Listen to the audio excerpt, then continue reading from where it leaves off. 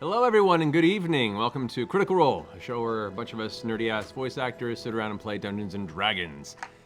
This will be our final episode for the year before we take our holiday break. And for those of you that aren't currently in a theater to go see Star Wars or are not planning to leave in the next 5 minutes to go see Star Wars, which we do not begrudge you that whatsoever. Many of us will be rushing off after this to do the same.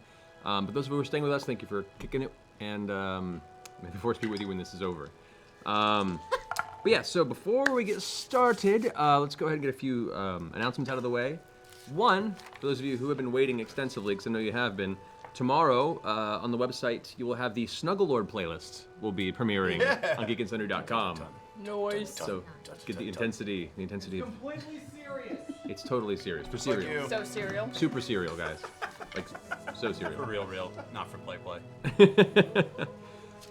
Next announcement, we had our Critmas article go up earlier this week, our Critter's Guide to Critmas, where we each talk about the different charities that we represent, and if you want to try and, give something to the show and the kind of the goodwill that we put out there for that, that's a really, really great way to see what each of us would like to see presented or supported by the community. So if you haven't had a chance yet, go check it out, and if you want to feel some holiday spirit to give, go ahead and pick any there or any of your own charities and just do what you can to help. So appreciate that, guys. Also, the most recent comic went live for our Winter's Crest Festival comic. It's a good one. It is a good one. Yes. Yeah, The Grog pranking. grog pranking. Poor Everybody, grog. everybody loves It's grog a flight pranking. of fancy. It did not happen in our game. It didn't. It should have, but it didn't. No. Yeah. It's art imitating life. We had to imitating fluff it art. up a bit. There was some fluffing. There was fluff. I do love it when you fluff. Just massage it. We try and especially for you. We had to fluff. Sure. And 2 fluffers for that. 3. I fold Try under fluffing. pressure. But yeah, go check that out. It's a lot of fun. And it plays into our Winter's Crest Festival this evening. That one took place a year ago in game, technically. 2 years, I guess, in game. 2 years. No, it was a year because they had the original, and then all the events that transpired after there was the Makeup Winter's Festival. You don't know what we're talking about, but you may soon. Just act like you do. Which, speaking of which, we have a little gift for you guys at the break today. We're gonna have an extended midway break because we have a gift that we've all put together for you that I think you'll enjoy. It's cool. It's so fun. exciting. Guys, Look forward to that. So no peeing today. Sorry. No pee breaks. It's like Star Wars. Just hold it until it's over. Or like me, just put in a catheter beforehand. Works out really well. Don't do that. Please don't do that. Thanks for the support, guys. I guess, and Wormwood Gaming. Liam, if you wanted to grab that real fast. Yeah, Wormwood Gaming, they make gorgeous, beautiful gaming boxes. They make lovely Christmas presents, and if you use the code CRITROLL, you will not have to pay for shipping on your Wormwood Gaming order. They're gorgeous. it smells like 20s. Natural 20s, not Tastes like 20s. burnt marshmallow. I'm working on it. I'm polishing it. Keep workshopping that. Yeah, I'm working on it. Indeed. We'll have a Sam here with us shortly. Oh, Sam is here. go get him! He's here, Very he's here. shortly, apparently. Go, Travis, Oh. run like the wind. Clarence!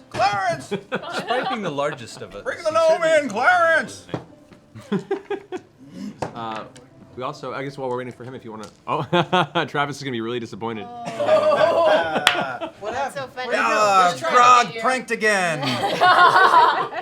It's okay. I'll go get Travis. Yeah, go get Travis. Thank you.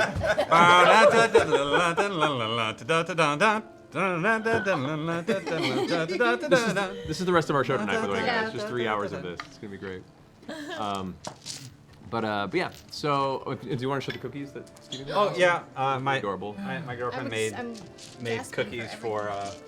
Oh, is this? And I think the best way to holding do this is put them on On the mat here? the mat. Yeah. I took a picture of him. I'm gonna Hold, put a hold little them picture. close to the camera. Hold, look at- hold them to the sky. To the sky. Oh, Look wow, at the that's what that sky. camera was purchased for. This is now Raise officially them the up, cookie raise cam. them up, Taliesin. Cookie Raise them camera. into the air. Got, Raise them into the air. Lift them. How? Get Just closer here. to the There you camera. First thing. how do You want Owa Tagu. How do Pike do this? How do Bike do this? How do How do scam? Grog My do family this? Thanksgiving. See? So new release. Any way possible. They're so cute. Flank- and flank the there's stocking. cutie Yep, little. Yep, there you there's go. little baby Yeah, trinkets. look at that. Look at the little trinkets. It's really pretty, and it makes it hard to eat. Cookies. I But like not- the not little hard enough. gingerbread with little lederhosen, and they got little like goats and reindeers on the lederhosen. Grab This is it. exciting, you guys. It's Can exciting you let Sam in stuff. for me? Yeah. He's already here. Christmas TPK. Oh, look at everyone. the Caitlin's one. Yay! You need me to leave? But they're so cute. I don't want Oh. to. I'll take Eat a it. stocking, please. Alrighty. I'll have a snowflake, please. You have a snowflake? Anyone else have any other announcements here, they wish feel to make, free, or shall we go onward? Any other announcements we should make? And a little man. You fucking cookie Whoa. passer outer, Intense. cookie distributor. Oh, you know what? I do have something. What is it? All right. Glitter Force. Oh It's a new show, and it's gonna be on Netflix tomorrow. So I play the main girl. So that's Cheers. exciting. Oh, that's awesome. Man, it's Check it out. It's great for little girls. super It's really cute and fun. funny. Yeah, it is. It's adorable and it's funny. And 25-year-old guys. And 25, whoever wants to watch it. Are they gonna make like the next bronies? There's I gonna be, don't like- know, but there are like a lot of. I mean, it's called the Glitter Force. There are a lot of cute little makeup accessories. I and already stuff. have all the merchandise. Yeah, I'm touching every cookie in this box. Oh, very vexed of you. There's also some whipped cream if you want to dip. Yes. Touch all the whipped cream too. And on that note, Good. Great way. let us go ahead Glitter and guys. bring our way into Glitter guys. this evening's game. So, Did you ever think To, about full doing time. that too? hey, Sorry. it's all good. He's over there. Sam will show up whenever. It's fine.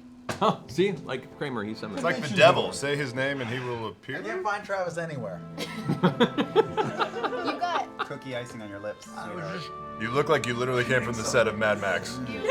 Did you just witness? Like, Glam rock, yeah. You- A little I mean, bit it's in the kind center. of. We can still witness What it. was that? did he tell you he loved you or I what? mean, Silver cookie. it's working for me, so they you had can me leave it. eat Yeah. Oh, I know what it is. stuff. Okay. Some Right. stuff. You've got a little Scanlan stocking cookie there too. Oh, that's so nice. That's adorable. what I missed. All right, so We're locked in. let's do this. Whoosh, bring it in. So, to get you guys up to speed quickly, for those who are coming in fresh, what an episode to jump into. The intrepid group of adventurers known as Vox Machina had made their way to the city of Whitestone, a town that Percival here grew up in and had taken from him and his family 5 years ago. Most of his family did a role as being murdered in the process. The Briarwoods, who had taken the town rather quickly, and covertly held it for 5 years, had now been building towards some sort of a ritual, some sort of event that the party was investigating. They incited a rebellion within the city of Whitestone, gathering the remaining members to take up arms and fight against this undead scourge that had kept them locked down for so long, oppressed for so long. After managing to take out some of the various operatives under the Briarwoods regime, they made their way into the Castle Whitestone itself, saved Percy's sister Cassandra, thought dead for a long time, got vengeance upon a number of individuals that were on his list, except for Ripley, who got away. Fought their way down underneath the city of Whitestone, fell into an acid-based trap, made their way to the ziggurat, this construct beneath the city of Whitestone, where some ritual was attempting to be completed by Lady Delilah Briarwood. It was discovered that it seems the patron that they spoke of, the Whispered One, has been in the previous bits of history spoken as Vecna, a powerful lich of ancient history that had attempted to ascend to godhood at some point in the past. Turn my mic a little this way for you too. I just realized that's off. So, they managed to tackle the Briarwoods, destroy Silas, defeat Delilah, and dragging them back, decided to interrogate.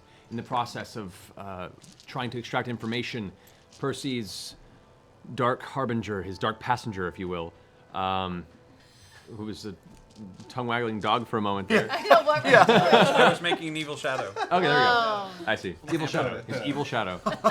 Kill them all, Percy. Pressured to incite the vengeance that apparently the pact he made with this entity required. Upon fighting its will, it was jettisoned from his form, and the party battled this deranged greater smoke demon-like entity in the center of this cavern. During this fight, Lady Briarwood attempted to escape, however, found a dagger in the middle of her back, thanks to Vax over there. Good job. Yeah. Yeah, not bad. Stripped of her possessions, and then Cassandra dragging her into the nearby acid vats, tossing her body within to leave her story to a definite conclusion.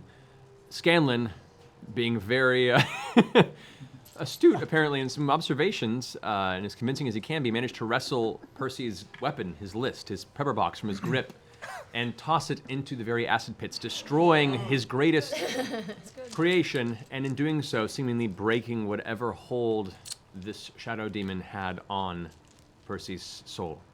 Can't even look Way at of you. the gun. Can't even look at you. Wow. The quick and the dead. A couple of weeks in detox and you'll be fine. Yeah. Yeah, it's true. It's very It expensive. was an intervention, Percy. Had to be done. Upon returning to the city of Whitestone, they found the rebellion was successful. The undead hordes have fallen to the blades of the surviving rallied warriors of Whitestone.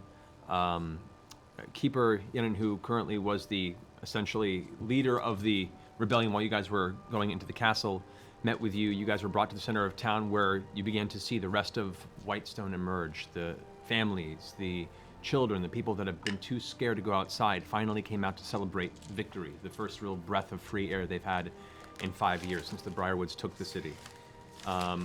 Some justice was doled to a few survivors of the Briarwoods regime, and you were asked to stay behind to help rebuild and prepare for the coming Winter's Crest Festival, of which you agreed. Few awkward moments and a few delightful bits of interpersonal comedy brought you guys to this point, and now we begin tonight's session of Critical Role. So, to start off, leading up to this Winter's Crest Festival, about a 2-week period, what would you guys like to individually do in this time to prepare for the festival? We have 2 weeks? Yeah, essentially, the 2-week period. We're doing a bit of a time jump here, so if there's anything particular you want to do or attempt in this time period, now's the time to do so before we get to the actual event. I had a question. Yes. Could I go around lifting up like various wagons and maybe ponies and like working out to try and increase my strength? Or just randomly picking shit up and not having an excuse for it? That was good too. I mean, the town's in tatters. You could just like be productive Yeah. with picking things Right. up. Oh, I'll pick up Clean a hammer in the things. morning and And you're helping to rebuild. Yeah. Build, It's lifting like Rocky heavy things. 4. yeah. Yeah, and in Punching a dead brilliant cows. holiday montage, as the cold weather finds its way into the Valley of Whitestone, Grog goes around aiding many of the groups repairing and reassembling the glory of Whitestone, finding the structures that are broken and destroyed, and trying to clean them or prepare for new building properties. You come by, eagerly lifting, carrying, dropping, slamming, and holding in place extremely heavy pieces of stone and Alright. masonry. In some cases, kind of putting few of the local strongmen to shame, and some of the local ladies very blushworthy in your presence. You are very happy with your presence. Go ahead and make, just for the heck of it, go ahead and make 3 strength checks for me. Oh shit, 3? Okay. That's good. a Oh, that's a good one. 24. Okay, second one. That's a 22. Nice. Is that right? Yeah. Yep. Oh, 22. Wow. 22. 24, 22, 22. Through the process of these 2 weeks, not only have you managed to surprise the local denizens of the city with your feats of strength and masculine physique, as when Grog is building, Grog does so shirtless. Doesn't he do does it? As it everything is. Might as well get a show out of it. In doing so, one, some of the local denizens pull some cash to the side, and to thank you for your efforts, you find at the end of the week you're granted a small pouch which contains 315 gold pieces as a thanks to the locals for all the help, both in the rebellion, the freeing of Whitestone, and for your feats of magnificent musculature. I don't feel like I should take this. It's you should take it. it's a lot of money. You should take it. How about you refill my cask of ale instead? Ooh. The Happy townsfolk Festivus. And you give me 1 gold piece so Vex doesn't kill me. the crowd look amongst themselves, and one of the lead architects for this whole endeavor kind of nods to you. Oh, sounds like a fair trade. If you're certain, sir. Yeah, I'm a very, very stringent businessman. Do hurry before I change my mind. Gold pieces in your hand faster than you have a chance to. You chip a tooth, but it's. I don't understand this practice. It tastes like shit. It tastes fucking horrible. But two casks of the freshest ale rolled up to the base of your foot. And, Two? Two. One for each arm, eh? All right, the one that I have, I'm not stopping till it's completely empty. Bring your goblets and cups. It's time to get fucked up. Fantastic. All right, Vex. Well, I got the ring and the bracers that I need to get checked out and see what they are. The And who? mysterious items. And the robe. Who had the robe? I have the got robe. the No, I ro- threw it down though. Oh, You picked it up. Yeah, you picked it up. So you I have have the the robe. robe too. Okay. We left her naked. Yes, we did. You kind of did actually. Like proper Well, players. Like She's proper, liquid. yeah. Like Yeah, proper so. Okay. A few things here actually. So, Oh, Vex, I made gold. Oh, wow. Thank you. That's amazing, Grog. Where did you find this piece of gold? Oh, I got it for fixing a bunch of shit around town. Are you gonna taste it? No? No, I'm not. It's already got a lot of drool on it, actually. But how do you know if it's gold if you don't taste it? I'm just gonna put it in with the rest of the gold, Grog. I'm gonna pull one over on her one of these days.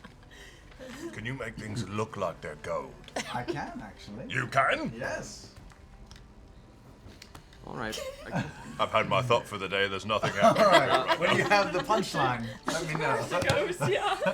It's that standby TV symbol right now in my brain. That's all I got. All right. So Hey! as you take some time, first off, I want you to go ahead and roll an investigation check. Oh, if you could. man, I gotta roll for this.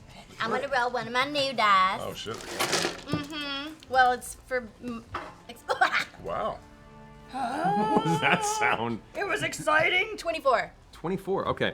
So as you begin pulling out the items and begin kind of separating it before you do the initial inspection, as you're pulling the robe out, you find there's a slight poke. There's something thin. Feel a little And, poke and- coming through. Inappropriate. So how's that kind of poke?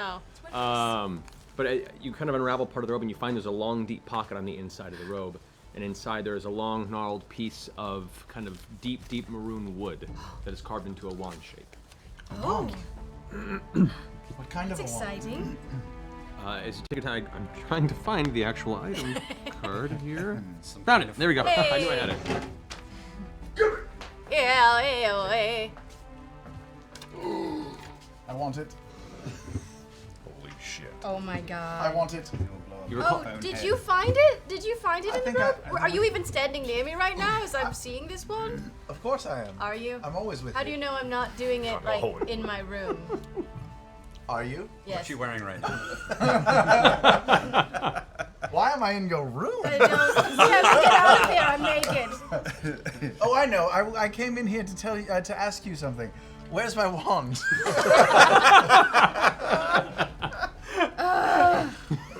I've got to look at this a bit more before I give this to you because it is very, very good. It is a wand of fireballs, by the way, people. It has 7 charges. While holding it, you can use an action to expend 1 or more of its charges to cast the fireball spell. DC of 15. 1 charge. You cast 3rd level version of. It's so what many else- what words. else I don't is even there? understand I'm what happy it's to give saying. this That's back to you. pretty. That's pretty good. But it's a good one. Fan art of this moment, please. But also. You recall actually, as you went over to the top of the initial battle with Lady Brightway, that was what she pulled out and managed to blast all of you with at once when you were on the top of the temple. Nice. I'm just gonna put this in my pocket. You know, Percy Wand. could remember use that some. shitty moment. Naked. The robe. Percy I could put it use in my some pocket firepower. of the outfit I'm about to put on. I'm good. I'm good. And then the ring and the bracers. Yeah, I'll get to those right now. There you go. Wait, Grog, don't sit down. This is why it's Christmas. Where's my ring? What's the ring do? Oh my god. I found so many amazing things, you guys. Binds you to a house with children. I love these bracers. Dude, no. Those are mine. Those are mine. I found this. Grog will believe whatever you say. Thank you for being the only person who heard that joke. Thank you. I'm reading them all. They're mine. Ring of lightning resistance. Who wants a ring of? Sorry, Wants what? a ring of lightning resistance? Sure. Well, Bracers of defense. What's Who that? needs extra defense? What You're does that really mean? weak. Your AC is super low, isn't it? Tis. Bracers so you defense can have this. technically will only really benefit anybody who's not wearing armor. Not wearing armor. Correct. It's Like for Grog? like monks or Or Barb, there you go. Thank goodness, because he is a blushing So what you flower can in do, the 'cause wind. you currently have a, I believe it's an amulet that helps your armor.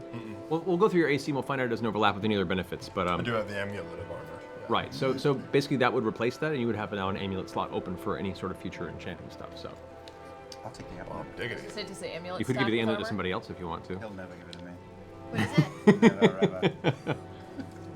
So I think wait. he was willing to do it until you gave him the idea to not Yep. do it. That's Yeah. fine. It's fine. Can't remind me. of Okay, these a things. robe of shielding shadows. Does this robe can it be worn with armor, No. or is it? Oh man, it's just a robe. It's like her dress, basically, and it gives you a resistance to piercing damage. You know what you can pretty do, good. do with that? What? You can sell I that can shit. sell it, Oh, and give it's it worth to it. me. You have armor, dude, Armor, dude. Oh, okay. That It takes an armor slot. and it's a woman's robe. He doesn't I care can about that. I can but make yeah. that work. He'll pimp that. Yeah, you totally could. Can we take like the fabric and sew it into like a nice Afghan or something? Maybe a You can nice, certainly try. a nice It- cloak. It would certainly it would probably ruin the enchantment. Just destroy it. Oh, it would ruin the enchantment in order to like enchantment sew and it the lines differently. really Plus would two all lines. kind of fall apart. It's Really? it's What if we don't cut into it? You know, we just like put a few. What if we seeds- fold What if we just it, tie fold the it in dress around half? our neck? Yeah. And like just maybe put your arms through it, and then like wear it Right. behind you like a cape. It's like one of those wear 9 different ways dresses. Yeah. you can wear it however you want, I have and you one will of those. discover one way or another if it actually gives an effect. Well, I'm just gonna Work pocket best, this because really. we may sell it. How about that? Oh, I'm so glad our lives aren't in danger. And right then now. a ring of lightning resistance. Anybody want it? How many rings I can actually- we wear at one time? Just one. Two, one on each hand. I we would can't I would wait. not say no to a ring of lightning resistance. Pass that over to Percy. I've got plans, and at the moment it's the only way to charge my gloves. So All right, and this it's gonna wand take of my lightning a lot. fireball. Oh, that's a good idea. Give it a I'll shot. take it. I Like feel like install Scanlan it. needs it more than Scanlan. anybody I already else. have a wand that shoots things. Yeah, but you What, you can think have only a one who can different use it? wand of Oh, I'm shooting. the only one who can use it? Yes. Then I'll take it then. Yes. I might How just sell hard this could it robe be? though. Yeah. Yeah. Tell it.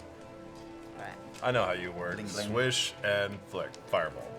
Swish and What could possibly go wrong? There goes Yeah, that what if, beard. what if a non-spellcaster uses a wand? Nothing, right? Just no. Anybody can. You can use this as a Should we back try it? scratcher. No. Yes, you should try it. I have a walking crash test dummy. We should try it. It'll be fine. My favorite. And then I'm gonna Mindset. mostly for the rest of the time keep to myself and trinket, and I'm gonna help the townspeople rebuild a bit. And All right, wonders. Vax. I am also going to keep to myself, and I'm going to talk to the people in town, see what businesses are open or trying to open, see what they need. And I would like to talk to Percy, since I don't know anyone here, about who I could talk to about getting messages to Iman. And I would like to get a message to Gilmore to see if he can fill any need here, if trade is so ruined here that Gilmore could be a help. And Gilmore gets another front, another place to do business, and actually do good in a place that needs it. Gilmore's Glorious books. That's right. I like Okay. it. I'd say over bits of a period of discussion, for the most part, any sort of non-official courier service has been negated in the town. However, there is now a glut of people that are, after the devastation, especially of the ensuing rebellion, folks that need work and need coin, and there are many individuals that would be more than willing to, for a handful of gold coins, make the journey to Amon to deliver any messages you like. Okay. Well, I will write a message to Gilly Okay. and ask for to say that they're hurting here. They need trade. They need all the supplies that he's able to supply, and tell him that this town is about to explode and is definitely a good place for his wares. Great. Are you gonna break up with him over the letter too? Are you gonna tell him that you're gonna break his heart as soon as he writes you back? Is that what's gonna happen? I'm sorry, I'm just looking at your letter as you're writing it. Actually. No, because I've been avoiding her as well. I've been Yep. avoiding everybody except for Percival, who I've been asking advice for. Okay. Did you also have the cloak? Did you take the cloak? I have the cloak, yeah. Yeah. Yeah. So Dibs on that. the fine pickings off the corpses of the two major villains of your previous arc. Got more corpse picking to do. Exactly. Do we? Oh yeah. All right. What? You have so many cloaks, though. Why do you need another one? He's opening a cloak Yeah. shop. Gilmore's glorious cloaks. Cloak hoarding over here. What did you get? All right, Scanlan. I'm a weak ass motherfucker. I wanted to do 4 things. Yeah. One, Drop I it in. composed an epic poem to commemorate the rebels rising up against the empire that had kept them down for so long. No. Sort of a force that had awakened. I call it Resident Evil. I don't know why. Because they're residents and there was evil. I couldn't come up with another name for it. They're residents of the town, and there was an evil. Right, totally. Yeah, that's all so I'm looking for a publisher. Okay, good, good. There may be a grand opportunity at the Winter's Crest Festival to perform this. So Disney and Capcom will be calling you. I also wanted to make sure that we were using the treasury, coordinating with Percy to open a library for the people to help them rebuild their place, which sounds like Vax is already on. I also commissioned a portrait of myself. I don't know if I found a young artisan in town and I paid him some coin to paint me something that could possibly hang and keep Grayskull in the dining room. okay, you do find after asking around for a few days, you managed to discover that there is a budding local artist who doesn't really believe in his artwork. He currently works in the stables on the far southwest side of town. But people have seen some of his work and trying to bolster him. So you're sent in his direction, and as you get to there, you can see him. He's currently in the process of actually cutting through one of his recent works that he wasn't happy with, and he's kind of violently tearing through it. And as you step into the stable, he kind of stops and puts it off to the side. Sorry, sir, can I help you? Hello. My name is Scanlan Shorthalt. I was the leader of the rebellion that just defeated Lord and Lady Briarwood. Oh, well, the pleasure is mine. He was now averting his gaze and almost like bowing his head like your royalty. He seems very flustered and flushed by the sudden appearance. I hear you are a budding artist, and I'm, if nothing else, a supporter of the arts. I have my talents are far unrefined and nowhere near powerful or decent enough for your intentions. Well, I believe in you, and I need you for a very important commission. A great good has been done here by the rebels, by the townspeople, with the help of Vox Machina, and of course with the help of Vox Machina's leader, myself. And therefore, I'm here to commission a humble portrait of myself. You may not know him, but there was a folk hero in my town growing up. His name was Fabio.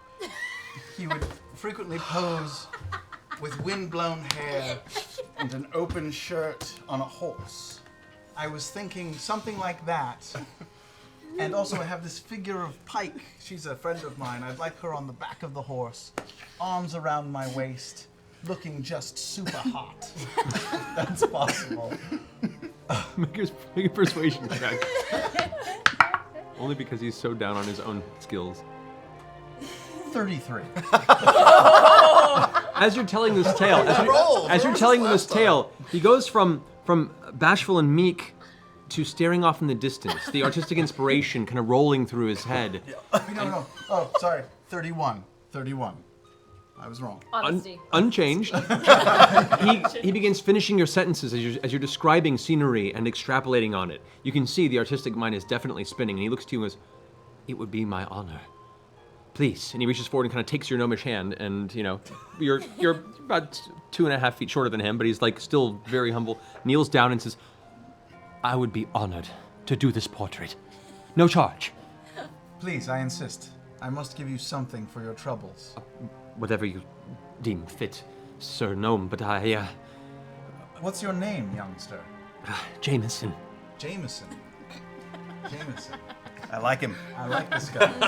Look, everybody does. Until they don't. I will, how about in return, yeah. I will sing your praises far and wide as the greatest artist in, where are we? Whitestone. Whiteheart. Briarstone. Heartwood.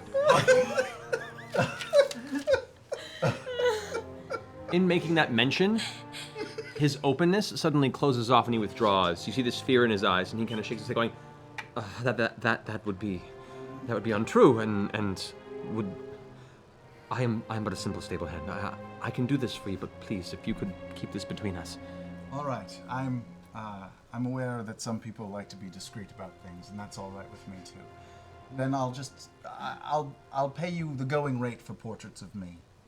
Certainly. How large would you like it? How big is the wall at Greystone? It depends on which area. Like some of the ceilings go From the by. dining room wall. That's about That's like Sistine Chapel. yeah. Your dining area is probably about 12 to 15 feet high. The ceiling. High? Okay. And wide? A wide, I'd say, off the top of my head, somewhere between 40 to 50 feet. Well, I'd like to leave room for other artwork as well. So we'll say 20 by 6. 20 by 6. Well, it's half and half. His eyes 20 wide, 6 high. His eyes go wide and he kind of nods and says, "This is a challenge. But I believe I do know someone who I could order such a grand canvas from. This can be done. This can be done." And you see he smiles for a minute, kind of takes your hand once again. Oh my god. This can be done. Thank you, sir. Jameson, was it? Jameson, yes. You have done a noble deed for your people and for the rebel forces. Eclipsed by the deeds you have done, so no. Oh, that is true. He rushes off to prepare himself. And then one last thing. Yes. On a serious note, I do some research to see if me or anyone in my party could, over time and with great effort, learn the skills required to utilize a teleportation circle. Okay, go ahead and make an Arcana check. Not great. Arcana? Pretty good. 11. Yeah. What little you know of teleportation-based magics, which is not your forte in your bardic experiences, but what you've heard and what you've seen, so while you were traveling with Tiberius and you've come across other individuals that use the arcane spells that cause transport. Teleportation circles themselves is a very specific ritual. It is a spell that comes from within the arcane caster's capabilities. If you yourself do not have that, you're not going to be able to utilize it at the drop of a hat. You also, asking around, find that there was once a teleportation destination circle in Castle Whitestone that was part of the network of Taldore in Iman, but has since been destroyed and sundered and has been for quite some time. You imagine probably when the Briarwoods came, it was deemed a dangerous little loose thread. So over the period of the next week or so, best you can ascertain is that type of transportation here is going to be probably not likely, at least not with the resources you have at your disposal. You may have to travel elsewhere. It's not a skill I can learn. It's a spell you could learn, but that would be something you'd have to swap out as you level up, or you choose as your spell progression down the road. All right. I find it's better work is to done. travel the world rather than use fast travel. I agree. You see so much more of it. You miss everything. Yeah. Get to all the The artistic. little, Every little little bits nook and cranny, yeah. yeah. Good. But you do, as part of the group discussions throughout the weeks, discover that that Keyleth does have long transport capabilities. Oh, hello, Keyleth. You'd like to Fly explain? the friendly skies. Want to explain what you can do? I teleport via plants. So I can bamf through the sun tree. I can be like, hey. We let's- can all? We can all. Through like a big plant? It or opens for any 6 seconds. A As portal long as within. we. For one round, I can be like, this tree is a portal, and we walk through the tree, That works. and it goes to another tree, as long as I know of that tree's existence. And it's the same size, right? It has to be something of the same size? Or it can be It any has to tree. be like walkable Yeah, body size. a large or larger tree as far as like the Trinket, size. trinket, grove size trees. That About. sounds like it would be the Yeah, I quickest guess so. route to go. Help us remember, is there a big. tree in your garden back at Grayskull? There is. Aha. I made sure that there's a nice Big old fatty big tree. old fatty oak tree, I think. Way to go out on a limb there. Old fat- Oh, Big old no. fatty oak tree. There's actually there's 2 large trees, if I believe, in the Saren Ray temple. Temple, yeah. In our I garden. forgot to say what else I wanted to do. What else you want to do? Well, because of that flying potion, I wanted to try to do some research and see if how much flying potions are, or if there's any kind of items that can make you fly whenever you want. She liked it. I really liked it. First taste is free. I know. I more, mean, I know man. the carpet's gone, but maybe there's like an individual sort of item that's less expensive than a flying carpet. I don't know. Just wondering. Do you still have the flying potion? I downed it. Right, but you have the card I gave you for it. Because that would contain a Yes. cost of that particular one. 5250. You have a robe. You have a robe. Well, but I want a bunch of them though. Which you Trade can in have some of that made shit or for possibly some look money. around and have purchased. This town is pretty thin as far as the magic yeah. stuff? Most of anything of worth of an arcane nature was confiscated and utilized, or essentially melted down for its residuum components as part of the the creation of the ziggurat and preparation for the ritual. So other than the items that you were given when you first arrived here, you're hard pressed to find anything in this town of that type. But asking around, there are enchantments that can gift flight, but they're pretty rare. Okay. So Talk to Gilmore. All right. Gilmore will be the person to talk to about that. You good, Scanlan? Oh, I'm good. All right, Keyleth. Well, Keyleth is very confused as to why everyone seems to be avoiding each other. It's odd. Everyone's so standoffish here lately. Anyway, Keyleth is gonna go help the farmers and try and maybe help revitalize some of the land and help with planting crops Okay. and helping out there. She also wants to make sure that all the local kids are taken care of. If any kids lost their parents in the rebellion, Okay. kind of lead the charge of making sure kids are taken care of. Okay. These half. Please have. Yeah. Now going around, there were a number of casualties in the town as part of the rebellion. It's unfortunately happens in warfare, regardless of how noble cause it may be. And there are a few families that were left fatherless and motherless, as there was quite a share of the sexes raising up for this battle. So the children that no one that you know of lost both parents for the most part. There was the intent that if there were a parental unit, that at least one had to stay in case of such an occurrence to keep raising the children. Okay. But you go around and you meet with some of the families and make sure that they're taken care of. Some of the homes that were destroyed as part of the rebellion, you and Grog both work together to help make sure that the process of rebuilding and reconstructing goes well. You do also help the farmers begin to right their crops and revitalize the land, which had been drained by the necromantic essence of the Briarwood's presence, and whatever the ziggurat was, pulling from the land itself beneath seems to have released its hold on the immediate vicinity. So through your aid specifically, being a druid of your nature, you prepare this for probably one of the finest harvests that Whitestone's had in quite a long time. Even though it is deep winter, they're already seeing like early spring growth through your aid. Dope. And Global vegetable. warming, climate change. I know it's crazy. Such a bitch. But we're talking vegetation and vegetables that are withstanding and still able to grow through the frost in the mornings. It's the cold weather is coming from the winter, so you're raising quite a strong crop. So well done. Good job, Be a Keyleth. good Thanksgiving in about 9 months. Nice. There you go. Food and orphans, man. Food and orphans. Percival. Okay. I'm going to spend most of my time organizing the affairs of the castle and the local government and making sure that there's institutions in place, getting rid of anybody who might still have sympathies towards the Briarwoods, helping reestablish the Zenith and the Ladies' Chamber, and Okay. spending some time with my sister. Okay, on that note, before we continue, there is no current institution in place. Anyone of any political power outside of Archibald, you and Cassandra, has been slaughtered long past.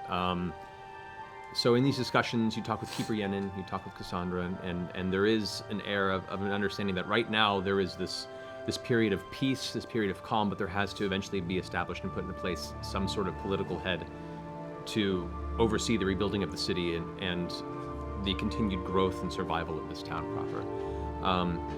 Cassandra confides in you multiple times that she is nervous, that she, especially given recent circumstances and her kind of recovery of her Stockholm syndrome with the Briarwoods, is not confident that she would be able to lead on her own.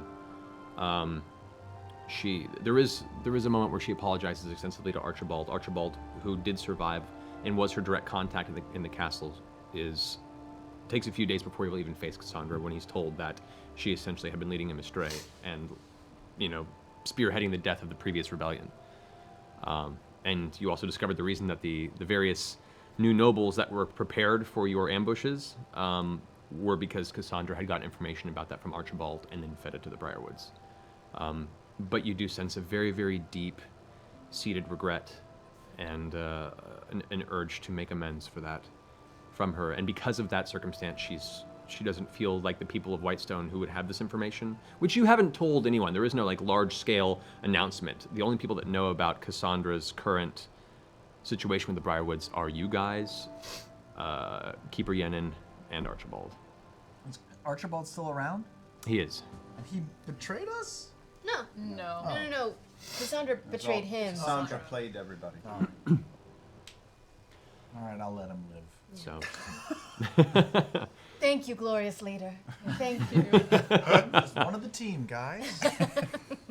So that is an ongoing discussion. As far as establishing the structure here, there's been many talks, but nothing has been fine-tuned, and that may play itself out as part of the festival. So.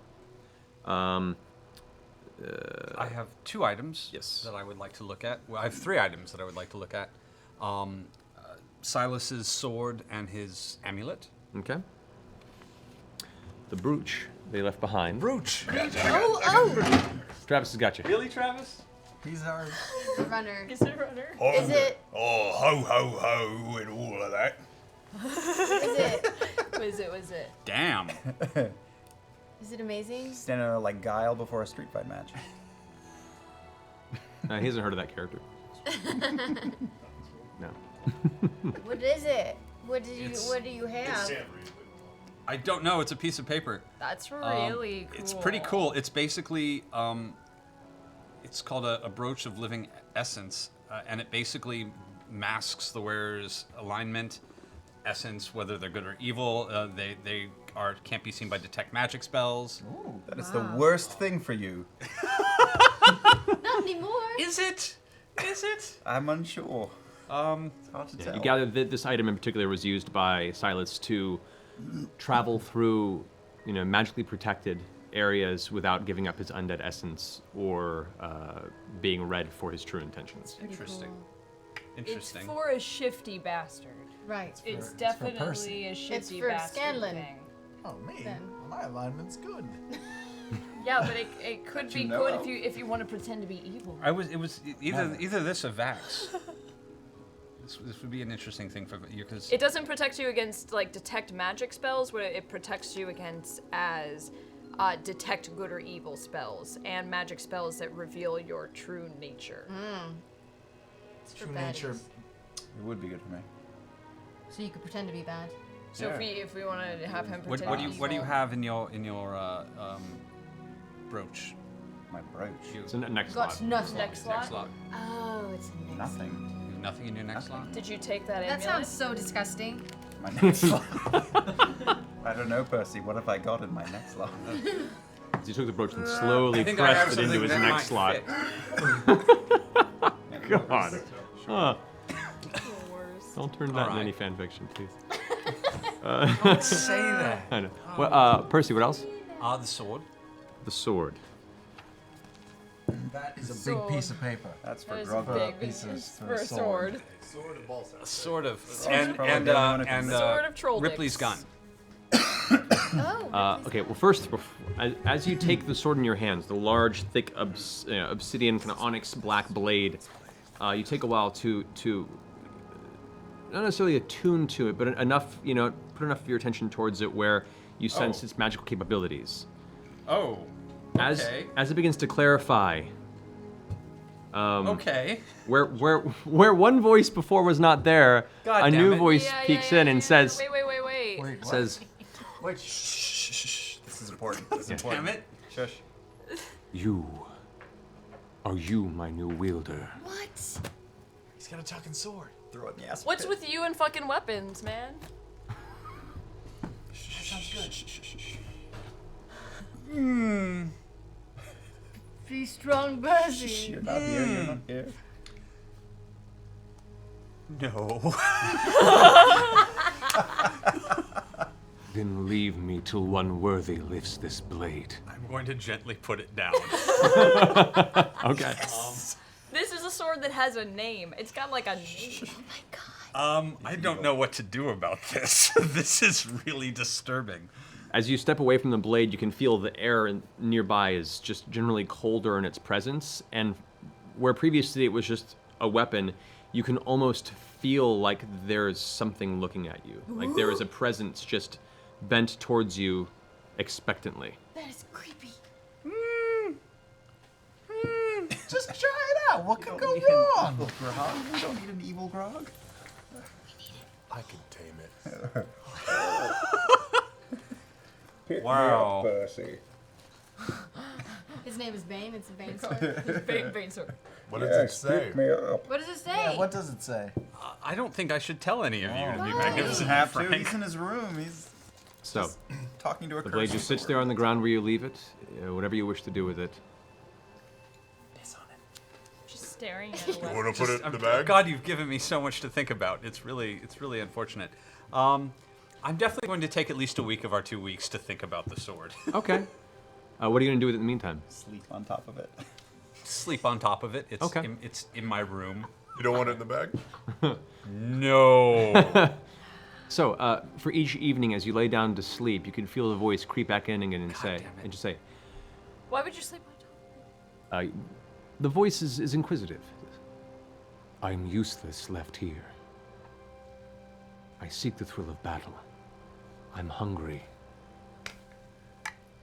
Other evenings it comes to you almost pleading. Why have you forsaken me? Oh. That You poor took me sword. as a trophy. What purpose is a blade that goes unused? Yo, why you gotta be like that, I will girl? remember this. And then it falls silent after a few days. Oh, The silent treatment. it's sulking. It is. It's baiting Was you. it a two-handed sword or a one-handed It's sword? a great sword. It's two-handed, big old, fatty Final Fantasy VII sword. God damn it.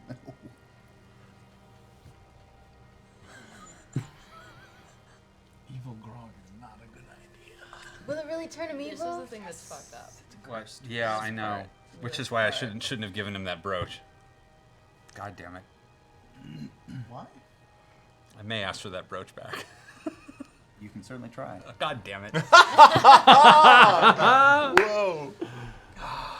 So, as you think on it, the weeks pass. Oh, I had a Oh, anything else you want to do? there was I also wanted to work on Ripley's gun. Right. The gun itself is essentially a baseline pistol. If you look in your archetype for your fighter class as the gunslinger, the pistol mechanics all apply to that weapon. Beyond that, nothing in particular. It's just her first successful attempt at recreating a firearm. Okay. I'm going to start making some ammo for it, and I'm going to work on it to Okay. improve it. Percy, whenever you get a chance, could you, maybe... How hard are those exploding arrows to make? Super duper hard? Not terribly difficult. I don't think it's in 2 weeks, but when we go home, I'll work on it. For Right. I know, I like them too.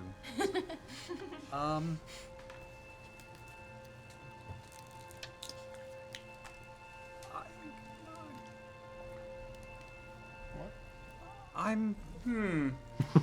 I hate you. You're a terrible person.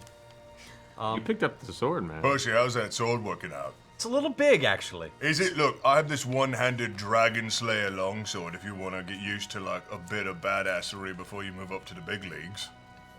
I know you've got that dinky piece of shit you've been using this whole time. Just as a note, too, a great sword is a strength-based melee weapon. Dex does not play into it. So. Oh, which is what? Yeah. Based on whatever your strength is. What's your strength, Percy? Strength is 12. You would probably not do very well with that. Which is why I was thinking about having it cut down and melted down into something more useful. But This was also viable if you wanted to try. Dragon Slayer longsword. Could always, 3d6 additional you know, this damage. is actually pretty badass if I did give it to Grog. I'm going to. Yeah, I'll trade. Oh, Jesus Christ, and he's not even gonna say anything about it. You're a terrible person. You're a terrible person. Not Matt, you are. He gave you the device and you used it. You've been playing D&D for years. You know what this means. I'm gonna let you know we should keep an eye on him just in case. Grog, Yes. as you take up the blade in your hands, you hear coming out Here of we go the again. coming out of the ether, a gentle, low, velvet voice caresses the inside of your head, saying, "You are you to be my wielder. What the shit? Speak your name, warrior." Grog. Warrior Grog, have you taken up the blade of Craven Edge? Is that what this is? Do you have a female setting? You hear a long, drawn-out sigh.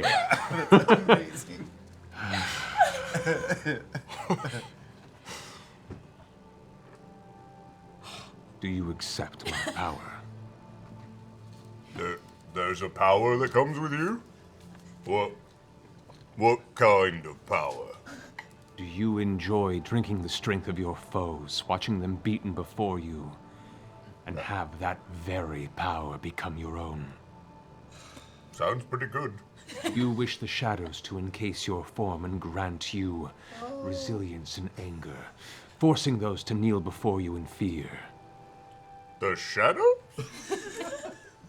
Oh? Do you accept Grog? Fuck yeah.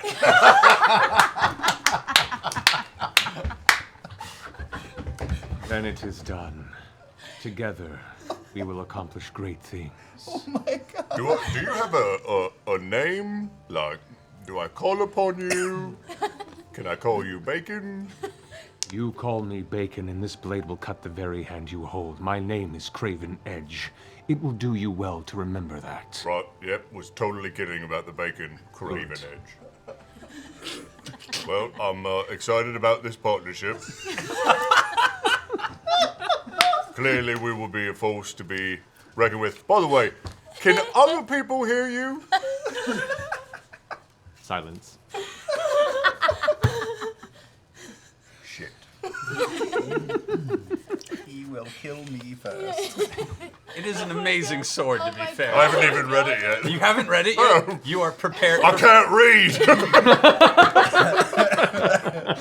want to read it so bad. No, don't let anybody read. It's so magical. That's season 2, man. Give me a bear cookie. You've gotten a Be a bear cookie too. you have a clue as to what it can do based on when it was used against you by Silas. Yeah, it was badass. Thank you. So, anything else you want to accomplish before we're closing out the rest of the I had week? a question. Yes. Did we assemble a team of magic temple Take people care of the to take thing? care of the That was spinning the wheel other of thing. death? Yeah, that we That needed was the to. last We thing. need to Okay. all take care of that. The So- marble of death? So throughout the week, Keeper Yenin, a few of the low-level arcanists that exist here, they're Didn't we send for Eskel Rindarian? you sent for it, but information right now travels at the speed of whatever it is. A mule. Yeah, The of speed of mule. the speed of mounts as it continues forward. You get word back from nothing from Allura Vysorin yet. Eskel does respond, saying that he is currently finishing up some personal business, but will make his way towards Whitestone within a couple weeks with some of his compatriots who may also be of aid. So information has been gotten across, but it won't be until probably after this festival for them to begin their investigation. However, in the meantime, Keeper Yenin and a few of the smaller local arcanists do make a couple trips down to inspect the ziggurat themselves. When they return, Yenin is at a loss, and most of them don't quite understand the nature of the magic there. It seems to be immobile. It seems to be completely either negating, consuming, or preventing any sort of magical force within a specific radius of it. So a lot of their normal arcane methods of inspecting, or divine methods of inspecting this site are not functional. This is going to be more of like a, bring old tomes and research historical records of things that may be similar to this. So when you bring up that you would reach out to Eskel Darian with the information you had, you get that that'll probably be a much more fruitful endeavor. But as of right now, no one has any clue what this is. Okay. And we searched the Briarwoods library that they had gathered together to see anything about. Yeah. Okay. You also, in some of the information that you had acquired from Scanlan's memory and a little bit of research into Vecna, very little information really exists. But as the Keeper of Secrets, you get the sense that most anything of importance in dealing with this ritual has been destroyed as part of its preparation, because secrets are meant to be kept and hoarded. So yeah, not such luck in that regard, unfortunately. However, as the second week draws to a close, the Winter's Crest Day comes forward. As the morning crests into the proper Winter's Crest Festival, you all awaken within Castle Whitestone to an unusually cold morning, and as you look out, there is a fresh dusting of white snow that has gently caressed the entirety of this valley and the entire city itself. You all get yourselves ready, gather your belongings, and preparing for the festival that you've been helping get ready this entire week, you walk down towards Whitestone itself. As you get to the outskirts of the city, you can already hear in the distance music beginning to play. Blue and white ribbons are hung up all throughout the town, on the outside of buildings, outside of taverns, outside of even the remaining wreckage that's only partially built. It seems that overnight, people just went through the town and decorated whatever needed to be decorated to wipe clean the memory of the recent trials and difficulty that everyone's undergone. You begin to make your way towards the center of the town, to the town square where the sentry is, and as you approach, you now see the source of the music, as a number of individuals in the town have brought out their instruments, and they're playing, some more discordant than others, but overall, a sense of joy as people for the first time in a long time are truly embracing this positive atmosphere. You see children laughing and running through the streets. You can smell fresh cooked pies and various other bakery items just filling the air around you. Looking over as you approach the sun tree, you can see where once bodies hung from its boughs. There now are strings of blue and white ribbons that are intertwined with each other, braided and set across from branch to branch. You can see fine little glass structures that have been hand blown and left to drape from them to be part of the festivities. As you begin to make your way up there, immediately people begin to notice your presence, and you can see people in the streets begin to gather up and begin cheering. You hear voices mutter out, "Vox Machina! Hans!" People run up, some start reaching out and shaking your hands. "Thank you so much, thank you," and you're kind of taken aback by the attention. It's reminding you a little bit of the awkwardness you had with the last Winter's Crest in Iman. But as you Be on begin... the lookout for eggs, giant, frosty-looking eggs. Crystal eggs. You make your way towards the sentry, and there you see Keeper Yenin is in the process of speaking with a few of the people that helped him with this entire rebellion and setting up this event, and he greets you all as you approach. "Oh, my friends, how wondrous. I'm glad to see you are awakened and ready and well-rested, I assume." Yes. Glorious. Well, this is a day of celebration. We've taken the time, and mourning shall continue as needed, but today is to embrace what it means to be alive, to thwart the darkness and the evils that press upon the free folk of these lands, and, of course, to eat and drink till you are full and drunk. Into that shit, brother. Cheers to that. It'll be a little bit before we get to the actual celebration speech, but in the meantime, go free yourselves, drink, be merry. There are a few events going on around you, and he kind of points in a few directions, and you can see around you there are tables set up, there are individuals playing games. Immediately to the left, you can see there are 2 long tables set up and a stack of pies are set off to one side. Looks like an eating contest. Oh no. Round I haven't 2. eaten for a full day. In preparation. Yep. You do see what looks to be a gentleman with a high box with a very, very fine waxed mustache that is currently doing parlor tricks and magical presentations for people who are trading coins to be astounded with his illusions. You can see what looks to be a series of tables behind the Sun Tree, kind of towards the southeast side of it. You recognize better than anyone. These are central table, relatively small, with a chair on each side. Arm wrestling! Craven. I think. Oh, wait, that's arm wrestling. Go to sleep. Go to sleep. The sigh's getting more and more impatient. Good to get used to that. So this is the 3 first events that you come across, just immediate vicinity. What would any of you guys like to partake in?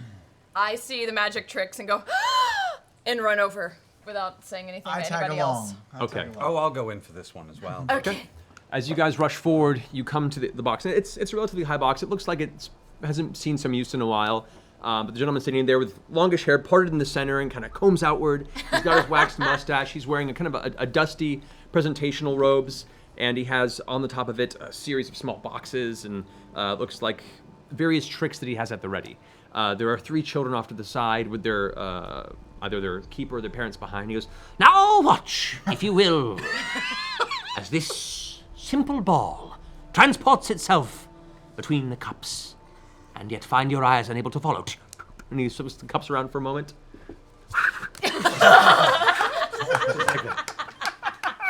Where is the ball, little one? And the kids kind of deliberate. And one goes, that one. He goes, are you sure? They all shake their heads. Oh, I'm sorry. The ball has escaped your vision once again. And they all kind of like, oh, they cheer. He lifts the other one and it's go, gone. The middle one. Are you a wizard? We've met a few wizards. You're a wizard. No. Are you a sorcerer? Because you don't look like a druid. This doesn't look like natural magic. I am what you refer to as an illusionist. And I can play tricks on your mind. Your mind. No! Your mind. No! God, we've been through way too much of that here lately. It's entertainment. Playful illusions, not against. It's just a game. It's good. It's good. She's good. Keep her in check, please. You're scaring the children. It's not real. It's not real. It's just it's a game. It's a game. It's gonna be fine. So, It's gonna be fine. Okay. I don't trust this guy. Don't worry. Why don't we? Okay. Percy will take the first turn. Go. I'm also a diviner. I can look into your eyes and see your very future. Not really. It's okay. For a simple gold piece, you can test your skills against the transference of this ethereal ball. Or for 5, I can look into your fate. I'll do both, actually. Oh. All right. Takes the gold piece. I kind of grab him by the scruff and I say, if you hurt him, Jesus. you don't know what he's been through, okay? Down, Kibble. It's all right. It'll be fine. Are you working with the Briarwoods? Briarwoods sent you? Please get her off of me! I pull it back. I pull it Done. back. It's okay. It's okay.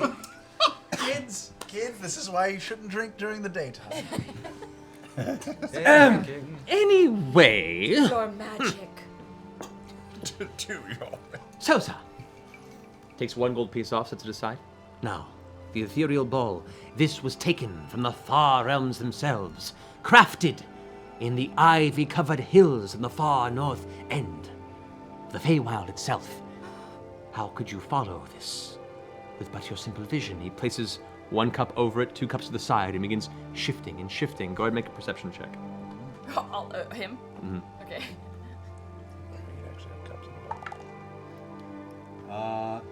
20.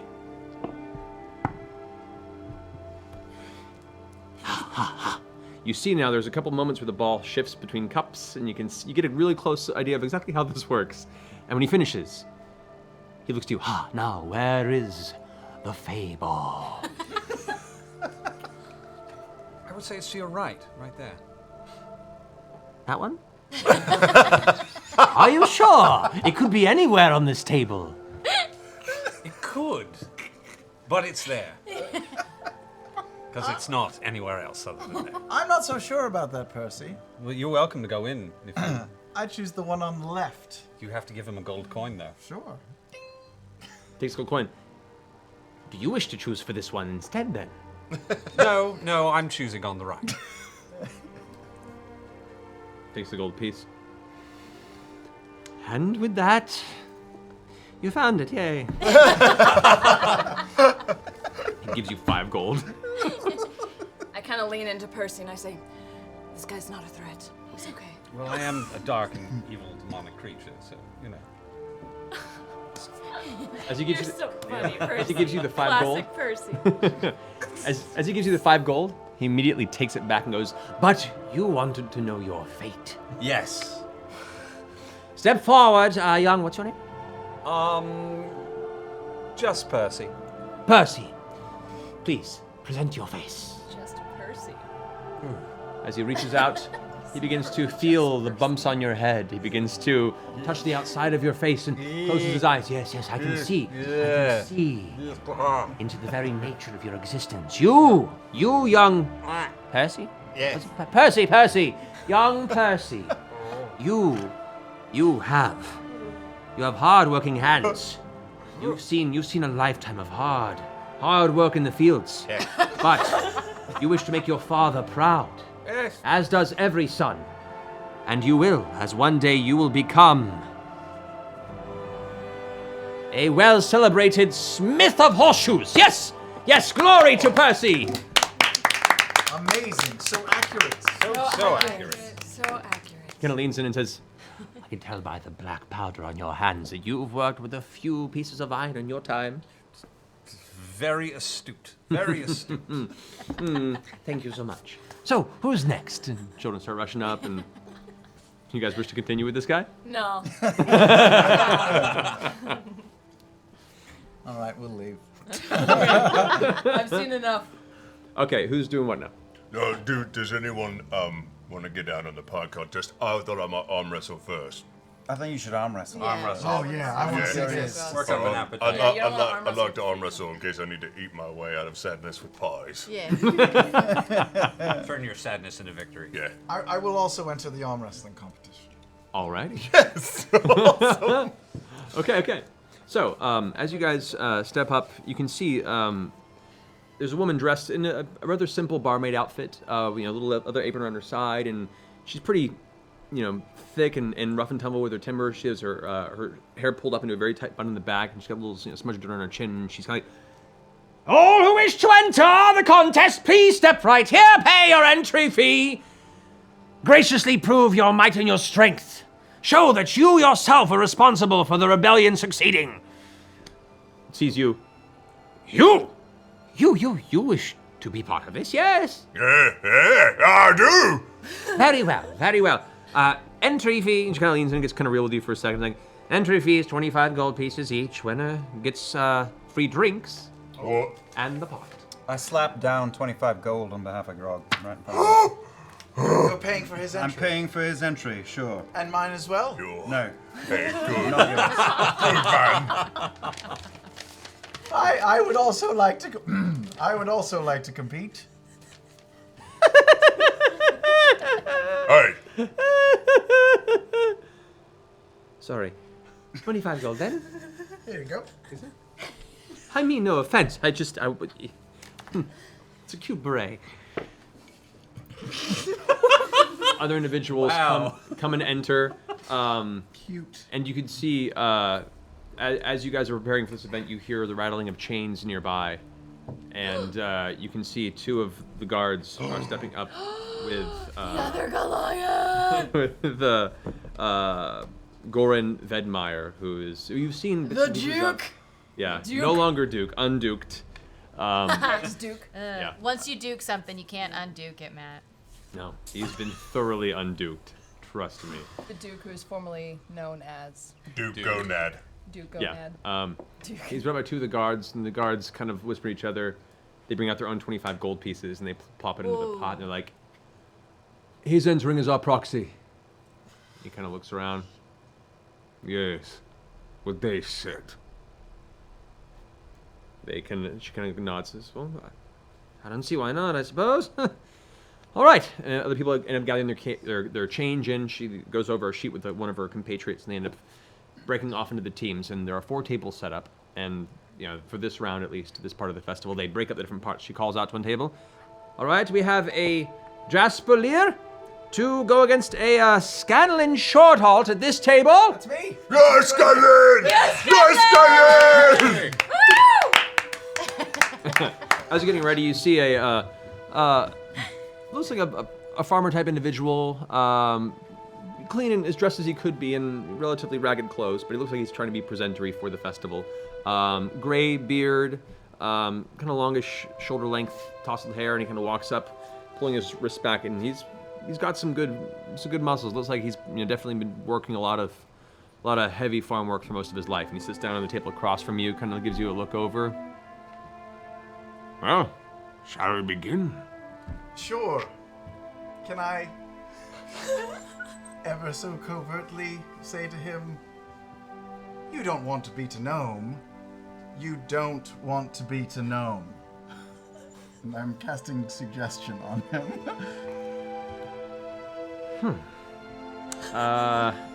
I will say, go ahead and make a sleight of hand check. Oh, that's my worst. Shit. 13. Who knows? What does it mean? Who knows What does if it it worked? mean? The And the eyebrows. phone came out. I know. Who knows? We'll find out when my arm gets wrenched Looking off. at Jasper's stats, I can tell. What? No, what are you talking about? He's checking Twitter. Yeah, I'm gonna respond to a couple things, guys. Just give me a second. There we go. Yeah. All right. So he kind of has his hand out in front of you, he looks you over with a look of intensity for a second. Put your hand up. Yes, sir. Clasps it, and his fingers wrap entirely around your hand at this point. At which, as the intensity mounts and the crowd gathers around, everyone begins cheering. The barmaid steps up again. Scambo. All right, the two of you, hands together. And prove your strength now! Go and make a strength check. 19. You guys stand there for a second. His arm begins to push on yours. It begins to bend back a little bit. You reflex your might and begin to send him back up to the center. You've reached a standstill once again, back towards the center, and his expression on his face looks frustrated and surprised. Weren't expecting this, were you? Neither was I. Make another strength check. Not as good. 11. 11. At this point, as you say that, he kind of tenses in his body, forces down your hands now, right at the 3/4 of the table. Make another strength check. Oh, Scanlan! 16. 16. Gotta touch the knuckles. What is going on? This has never happened before. He's now, keeping his hand at the side. He's trying not to grasp the edge of the table, which is technically against the rules. But he's looking around at everyone watching and realizes the sheer amount of attention that's put on the fact that this tiny little gnome is now keeping him at a standstill. I shout out from the crowd, Scanlan! Scanlan! Pike is here! She's astrally projected in! Natural 1.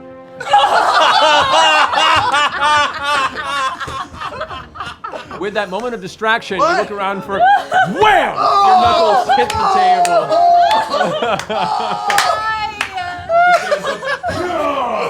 Cheers go on. Everyone shouts happily. You idiot! All the blood rushed somewhere else. That's not my fault. I had him! He lifts up his tankard on the side, and someone begins pouring ale into it, and he shouts his victory out, and everyone cheers. A couple people come and smack him in the back and be like, you did good, that was really I don't need your pity. Grog, kick this motherfucker's ass. 2 more events go by, or 2 more gentlemen show down in this. Actually, no, on this one, it's a woman and a man. This woman who's a pretty tough-looking warrior, probably one of the guards of the Castle Whitestone. She, still partial armor, has been guarding the event, has taken her helmet off to be part of this event, kind of taking a moment to be relaxing. She goes up against, looks to be another merchant in the town, and just destroys him. Yeah! The next bout is a man who, the way he's dressed appears to be a blacksmith. He still has his like leather gauntlets on. He takes them off at the table, takes off his leather apron, sets it to the side, gets down and ready, and looks around for his opponent. And the two guards bring up the chained Vedmire, who then sits down at the table. The chains hitting against the sides of the wooden tabletop and coasting to the ground as they adjust. He puts his arm on the table with a thud, and has to kind of bend over to even reach the other guy's grasp. You can see the look on his face immediately just pale as he realizes who he's up against.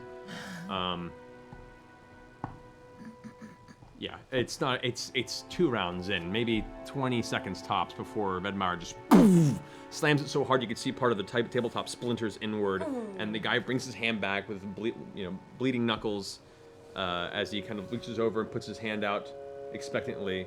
The barman kind of hands him a tankard full of ale, and he just kind of downs it in one gulp, slams it on the table, and stands back up again, glances over to you, and steps back into the crowd. The second round of events go in. You are paired up with the gentleman who defeated Scanlan. Kick his ass, Grog! Yeah! Put him in a body Sit bag. down, I say. Give him the chair. I feel really bad for you, Sweep mate. the leg. You know my friend? He's got hand herpes. So do I. It's true. Make a deception. 20! 19 plus 1! Natural 1 on his part. he looks genuinely frightened and is about to back up and kind of looks like he's about to get the attention of the barman who's running this event, but then sees the crowd around. I mean, you're a farmer, right? You handle food. It's in his hand, puts it out, and grabs your Attaboy. stern interest. The barmaid once again, and prove your strength! Roll strength check. He has disadvantage. 21. Don't break 16 his and a arm. natural 1. Oh, shit. Already he's straining, and his back of his knuckles are nearly scraping against the wood. You can see fear in his eyes, and he's like gripping, but he's also like trying to move his fingers to make sure he doesn't make too much contact with your hand. Go ahead and roll on the strength check.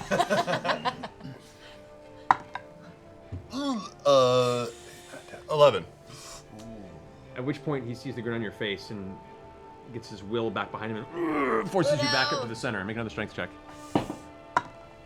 Ooh, shit. 7. Natural 20.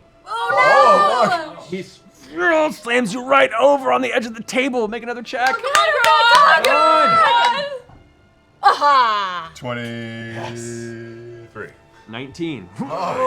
Back up to the center, stand still. You can see now the veins bulging in his neck. You can see now his face is turning red from the strain. He's breathing heavily. As he pushes it again, make another strength check. Come on, Grog! 8. 8. You both stay there in the cell. Roll the 4. Keeping you right there in the middle. Make another check. I hold up my hand and I use minor illusion to make it all dotted with herpes. Yes! Yes!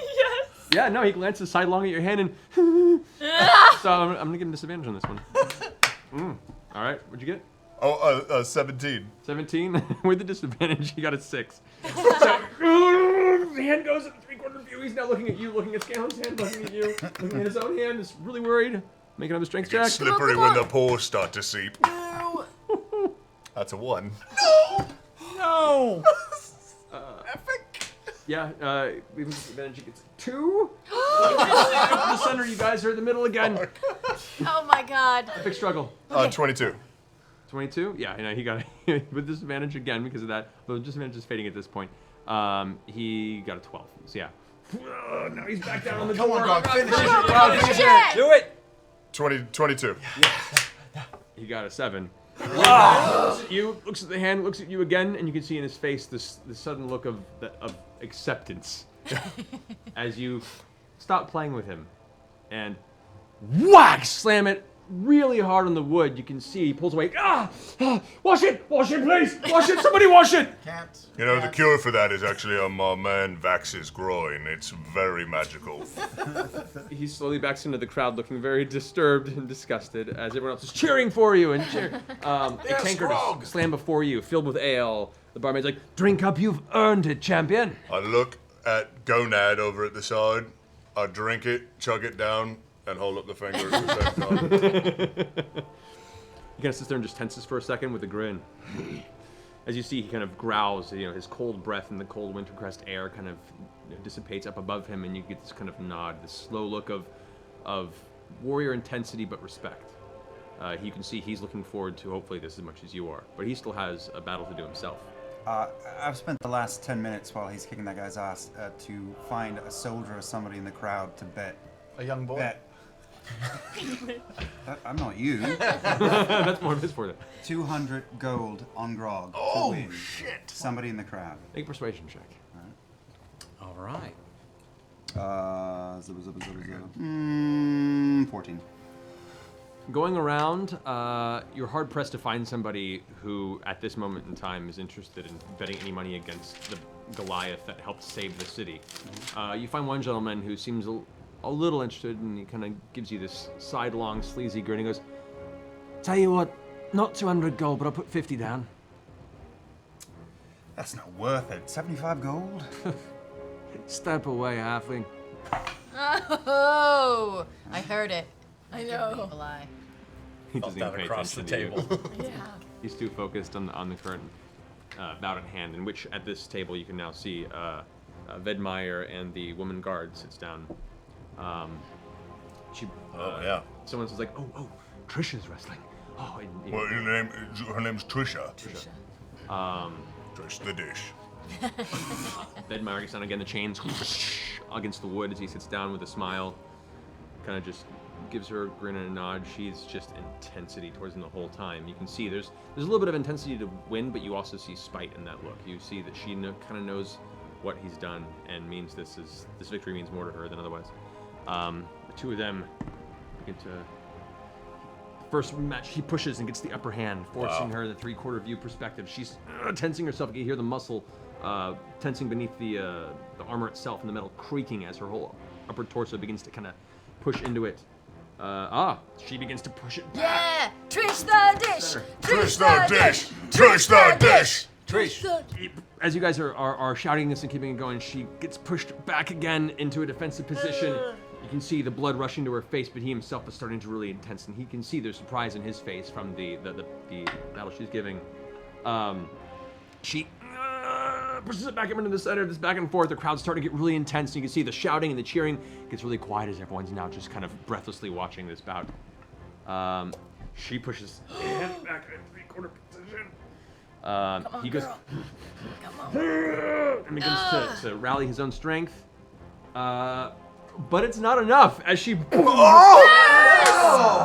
onto the table. As she kind of releases it, goes, "Ah!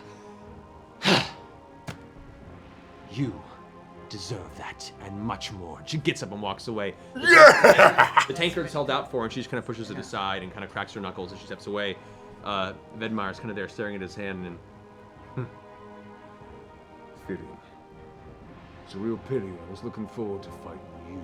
Oh, get used to disappointment, shithead. At which point his chains are tightened and the guards lift him up again off of his seat, and he kind of gets led off back into the crowd. Yeah, walk away, you beardless bastard. As everyone's gathering now, and you can now see more discussions are happening. People are starting to really place bets down now on the outcome of this circumstance. The barmaid comes up again and says, "You, Champion Grog, sit down! And you, Champion Trisha, sit down. As the final round of this show of majestic might happens now. Hands clasped, please." If I may, thank you for your service to this city. That last round was a true pleasure to watch. Her face goes from hardened and softens for a minute, and she reaches out and clasps you, not hand in hand, but forearm to forearm, and gives you like a solid shake and goes, "I've done so little. You've done far more, but we all must do our part to keep the city safe. Aye. But right now, I'm going to have to destroy you. I kind of love Trish the Dish. I know I really like her too. I'm a little unnerved. Her grasp on your forearm slides back into a kick in your hand. You're both you kind of tense muscles. You know, we're talking Predator, Schwarzenegger style. Yeah, what's the matter, Dylan? CIA got you pushing too many pencils. Just like that. Where are you going, Only microphone? seen it 900 times. Yeah. And as the crowd begins to shout different names, you can see people going, Trish, Trish, Trish, Grog, Grog, Grog. And the voices are starting to grow and grow as you're both just standing there focusing on each other. You can see now between her, her very, very tightly bunned dark brunette hair, you can see these green eyes piercing through that are looking straight into yours, and there's a little bit of a sly smirk on the side of her face. You can see a little bit of a scar on the outside of her face that's long time healed, and you can see she's definitely seen her share of battle just from the complexion and the intensity in her face. Hell yeah, she is. She's just one of us. For the final round, let this show of might begin! Woo! Strength check. Oh no! 8. At the moment of tension hits, you can sense there's definitely a balance. There's a balance. Both of you are keeping it bay. She kind of cocks her head curiously and forces you down to the three-quarter back position on your wrist. Go ahead and make another strength check. Oh god, come on, Grog! Oh my god. 6. That sword's influence. Yeah, it's laughing in the back all day.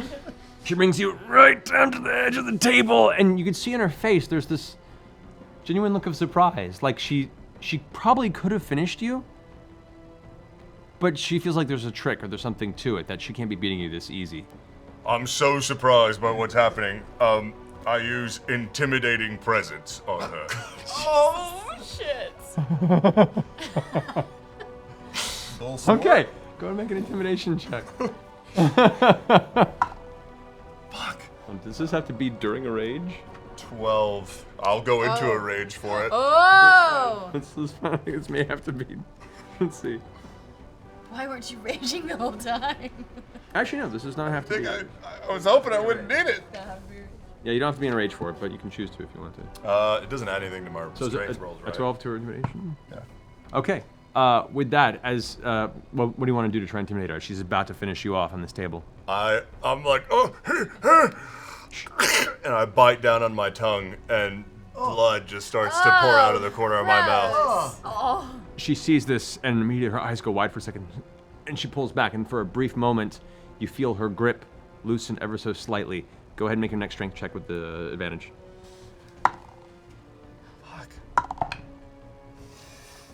That's unreal. 11. 11? The other one was a 1. Ah, well, I'm glad you had advantage on that. She rolled a 5. So you do manage to force her back up. You're still in a bad place, but you've managed to pull out of that circle, and you can see now her intensity hits, and she realizes she's not going to go soft on you at all going forward. But as the blood kind of pulls down your chin, you can feel the irony taste swishing around in your mouth, and you can see there's a little bit of quiver to her. She still is kind of spooked by this whole circumstance, but she's trying her best to keep it. So go ahead and make another strength check. Battle worn. 19. That's good. Good. She has disadvantage on these because of the fright. I'm giving her that. So, but even still, she still wrote a 17. Would you roll total? 19. 19. You guys keep it. She's still holding you there. You're not able to gain any ground, and you're really impressed by this display she's giving you. Roll again. Do I have advantage? No. No. 12. 12? Okay. She forces you back down Oh a my bit to the God. very base of this. I step forward and I sing a song of inspiration. What do you sing? Will that help? I sing. Maybe. Let's go raging now. Everybody's learning how. Come on a rampage with me. Come on. All right, take a D10 inspiration, as you hear the song break through the intensity, and you know that Scanlan's presence alone in itself and his fine ditties means that you can do this. My ditties. Those like those fun ditties. Wow. Show us your ditties. Okay. 16. Freebird. 16? With the 10. With the 10 With the 10? inspiration. I Okay. don't know what's happening. It's good you did that. You force her back up into the three-quarter view. She starts like really pushing into it, and you can see now the sweat dripping off the front of her brow. Her eyes are kind of quivering as the tension happens. Make another check. How long does that last? 7. A 7. Can't All right. switch. Hold on. You should switch. Grog, what are you doing? I don't know. They're so low. You see how long the intimidating Swing. presence It was all lasts. those 3 rolls during the 2 weeks are above 20. Oh my god, do you really have hand herpes? Okay. Yeah. Uh, God, I do know where I've been. what'd you roll? 7. 7. Yeah, she still beats you. Roll a 5. So at this point, you're pushing down, and she gives you this look This is unreal. of intense anger and push, and then her face softens, and she gives you a nod of respect. Releases the grip, and she pulls away. She raises her hands up. Crowd goes wild. The drink is slamming in front of her. The ale swishing and spilling over the side. She takes it in one hand and slides it forward and hands it in front of you. She's a good lady. You are a true warrior, and I hope you will continue to protect this city with that strength. I intend to. She kind of gives you just a nod and walks around, accepts her coin purse, and steps back into the rest of the celebration. I'll walk away, coughing, trying not to cry.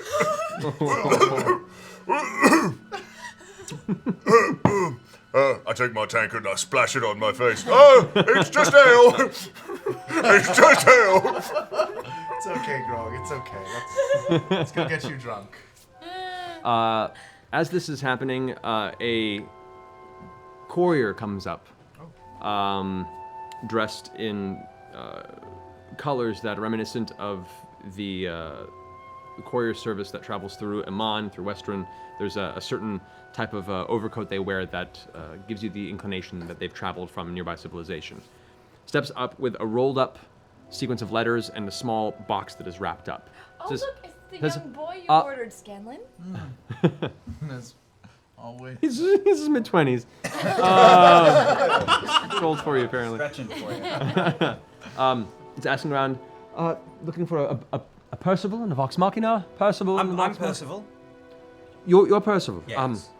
I'm to deliver this to you. He hands you the small box, and says, I have here two small letters, and handles them over both to you. There's a small, thin one that is actually written to Percival, Oh, you're rolling. and there is one addressed to Vox Machina. You can just go ahead and take that there.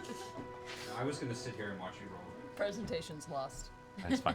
Just noticed Taliesin's outfit, by the way. Disadvantage. We were supposed to wear pajamas. And we I all wore my forgot. pajamas. No. Yeah. Yeah, can I? My, we got my busy. Muppet pajamas. Yeah, Too busy the week for got busy and we forgot You pajamas. don't want me in my pajamas.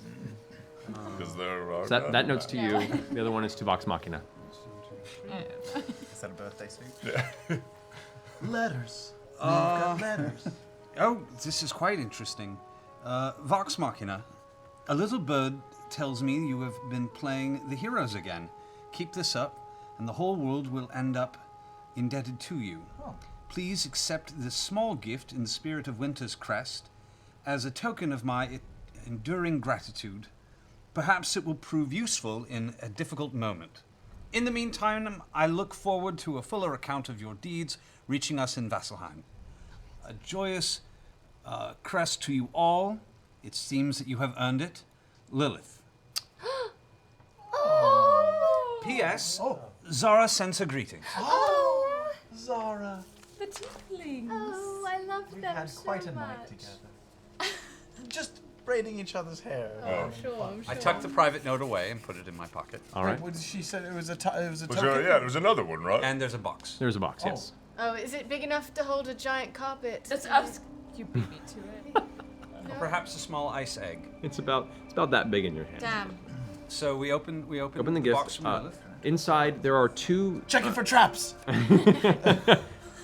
Make a reflex hit now. As you open it, you see that inside there are two crystalline stones that both identically look like that. Okay. It's been a while since a visual aid. Yeah. Yeah. It's kind of nice when you have a really good artist, apparently. But the two stones like this. If you may inquire these, they're called gate stones. Date stone. Gate. Stones. Gate Just stones. answer the question. The two stones are essentially linked. One is placed wherever you like, and the other is kept with you. A single individual, just an individual, not a group, an individual can take a minute to concentrate on one stone, and be instantly transported to where the other stone is with the stone. Badass. So, Oh, It's a one-way ticket. essentially, yeah. Yeah, you take it One-way with you, and then you ticket. can zoom back to wherever you left Yeah. it. So it has limited use, And but are two situationally. stones in this box? Yeah, but they're the twos that are linked. A person or linked? No, there is a single set. So This is like a get out of That's some jail emergency free shit card. right there. Ish. Or a, Thing. or a Yeah. Bamfin pipe card. It's like Skyhook. yeah, there's multiple, situational uses for it depending. But apparently this has been painstakingly either enchanted, constructed, and sent by This is Lilith lovely. for you. These are all from Lilith, Yeah, Thanks, the letters, Lilith. and those two stones, and she thank didn't From keep. Lilith and Zara? She didn't keep the other one. and Zarf. Well, both of them essentially. Yeah, Lilith doesn't have the other stone. For a little arcane booty call. I don't know what you're talking about. Please. Please? No. This I don't is think I've lovely. ever seen Percy giggle before. Are you blushing? No, it's cold. It's very cold. It's a new demon, isn't it? That Yes. Lilith. The blushing demon. She was great, wasn't she? Lilith is a true friend. And She's- Zara as well. Zara's great as well. Yes. You hear murmurs now, people mentioning the piting contest starting soon. I'll show over there.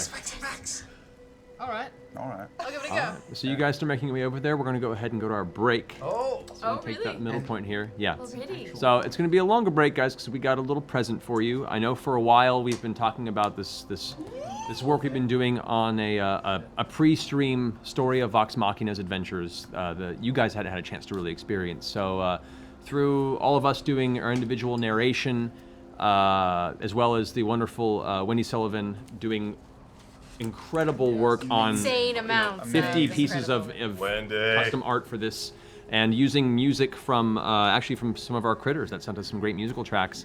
We have able to present to you over the next 20 minutes the story of Vox Machina, the beginning.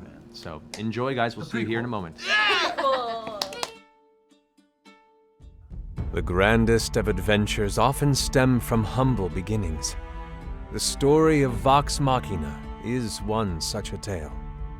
They begin as a ragtag group of mercenaries in the swamp town of Stilben, eking out a living, when a job board posting brings them to Fendril Voss, the wealthy head of a small merchant empire. Hired to investigate new competition in town called the Myriad, the path eventually leads them into a chamber housing a planar rift, pulling the group into the plane of the stillborn god Chrysa Thule. It is revealed that the contract was a ruse to feed the party to the undead fetal deity. Upon destroying the abomination, the party returns to repay Fendril's deceit with a blade to the throat. Weeks pass, and Grog the Barbarian hasn't been seen since suddenly leaving for the city of Westrun. Heading there in search of him, the party meets his childhood friend and their new companion, the gnome cleric, Pike. Grog apparently hasn't been acting normally, and had marched off on his own through the Bramblewood towards the ominous mountain, Gatshadow. The party followed, dispensing with a troop of roadside thieves along the way, and wound their way toward the mountain. Deep within, they encountered an abandoned subterranean city, and eventually, a crypt housing a mind-controlled Grog, the reanimated corpse of his father Strongjaw, and a dying mage attempting a ritual to lichdom. Our hero slayed the mage, but not before he could complete the ritual and embed his phylactery into Grog's chest. Returning to town in search of aid, they find there are few of enough knowledge or power to ascertain the nature of Grog's wound. Also, rumors of missing children begin to reach the party's ears. While contemplating all this at a local inn, the party is approached by a mysterious elf named Dresvina, who wishes to pay handsomely for the party to infiltrate an archmage's tower and retrieve a particular brass box within. Pushing forward in the hopes of speaking with this archmage, the party accepts and passes through arcane trap after trap to reach the top of the tower, deciding not to steal from the archmage, but instead parley with him for his aid.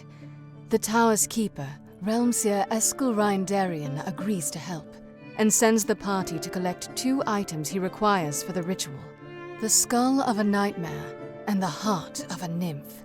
The caveat: their defeated foe is indeed a lich now, and in merely 2 weeks he will be reborn within Grog. They travel north to the Umbra Hills, wrestle with a small cult to slay their infernal messenger and his nightmare steed, and find a fresh companion in Percy, newly freed from imprisonment. From there, the party rushes south to the Frostweald, a forest shrouded in eternal winter. Battling past basilisks, the party finds a single unfrozen pool, where they coax a nymph from her dimensional sanctuary. Talking their way out of battle, Grog enters the sanctuary with the nymph, and returns holding a jewel gifted by the beautiful creature, the heart of the nymph. Traveling back to the Archmage, the ritual is completed and the phylactery destroyed in time, but not without some lingering necromancy branded within Grog. They are suddenly approached by the mysterious elf again, saying his master is unhappy with the broken contract, and he demands that either the debt be paid or the party complete a more difficult contract in its place. The party accepts and heads into the Shade Barrow, an ancient druid burial chamber that was purchased and renovated by an eccentric lord who made it his own tomb. Fighting the denizens of the barrow, they locate the tomb and the iron golem guarding it. Successfully defeating the golem, they tear the arcane cortex from its chest and return it to Dres to square their debt. After a bit of R&R, a clean-shaven dwarf named Grimthorn propositions the group to enter a nearby underground fighting ring, even offering to represent them. The party agrees and, not surprisingly, manages to pull off a victory. With the holiday of Winter's Crest arriving, the town bustles with preparation for a festival, during which a strange blue crystal is delivered in the name of Archmage Eskel. This crystal suddenly detonates, freezing the entire populace of Westron in ice, though the party is protected by a sudden ally in the streets. In a last-ditch, arcane effort, a mystic merchant named Noja manages to shield the group from harm. And where the crystal previously rested, now stood a pale, nude woman of white hair and frail physique. She opens a portal and leaps through, the party giving chase into what seems like an icy, frozen world, chaotic and elemental in nature. They catch up to the woman, who then reveals her true self, a great white dragon. Weakened by her premature rebirth, the party manages to defeat her, and upon returning to Westron, discover its people released from their icy prison. With the Archmage Eskel Reindarian now on trial for the attack on Westron, the party intercedes and proves his innocence. In thanks, Eskel uses his talents to investigate the source of the blue crystal, revealing the powerful society of thieves, known as the Clasp, responsible for its delivery. Vax, having previously been a member of the Clasp, knows the main headquarters lies within the capital city of Iman, and Vox Machina sets out for the west. Upon arriving in the sprawling metropolis of Iman, the party continues to hear of children disappearing, and reports of a black-haired, golden-eyed boy befriending them before they vanish. While investigating, they do a few odd jobs, one of which unexpectedly leads them to the home of Sildor, Vex and Vax's father, and his new wife and child. Awkwardness aside, Sildor is here as ambassador to Singorn, the elven city of their origin, to seek aid from the sovereign Uriel Taldore. However, the political climate of Iman is tense, with a recent failed attempt on the royal family's life making Uriel unreachable at the moment. Sildor's connection within the council has now gone missing, and his mission stands at a complete standstill. He hires the party to look in on this missing ally, Sir Gregory Fence, and get his ear back to Singorian business. Vox Machina finds Sir Gregory's home dark and still, pushing them to infiltrate and investigate. Within, they discover a dark presence in the home, leading them into a battle with demons in the basement. The battle won. Sir Gregory's tortured corpse is found, as are his notes about the attempted assassination on Uriel and his family. It seems that since the attempt, the royal family has grown strange and withdrawn, keeping Uriel from the council most hours, and his wife now demanding she attend all meetings, whispering in the sovereign's ear and scoffing at the others who defy their decree. A General Krieg thwarted the attempt and is mentioned often. The party decides to inquire with him. On their way out of the basement, half of the party falls into a trap, tumbling into a cistern and are flushed deep below into a subterranean river system. The trapped party members, Vex, Keyleth, Grog, Tiberius, and Percy, come to rest on a small island in the vast Crystalfen Lake, home to a terrible aboleth. Barely escaping, they eventually discover the base remnants of an ancient town long toppled, and a small hut that contains a clever hag named Trista. Tiberius finds one of his prized artifacts and makes a dangerous deal to acquire it. The party barters for information on how to escape, which Trista will give, in exchange for their aid in slaying a newly nested denizen that threatens her work. The party agrees, climbing to the very top of the Crystalfen Cavern to do battle with an Umberhulk. The fight goes south when Grog is tossed from the cavern's ceiling, nearly dying upon impact with the island. But victory is eventually theirs.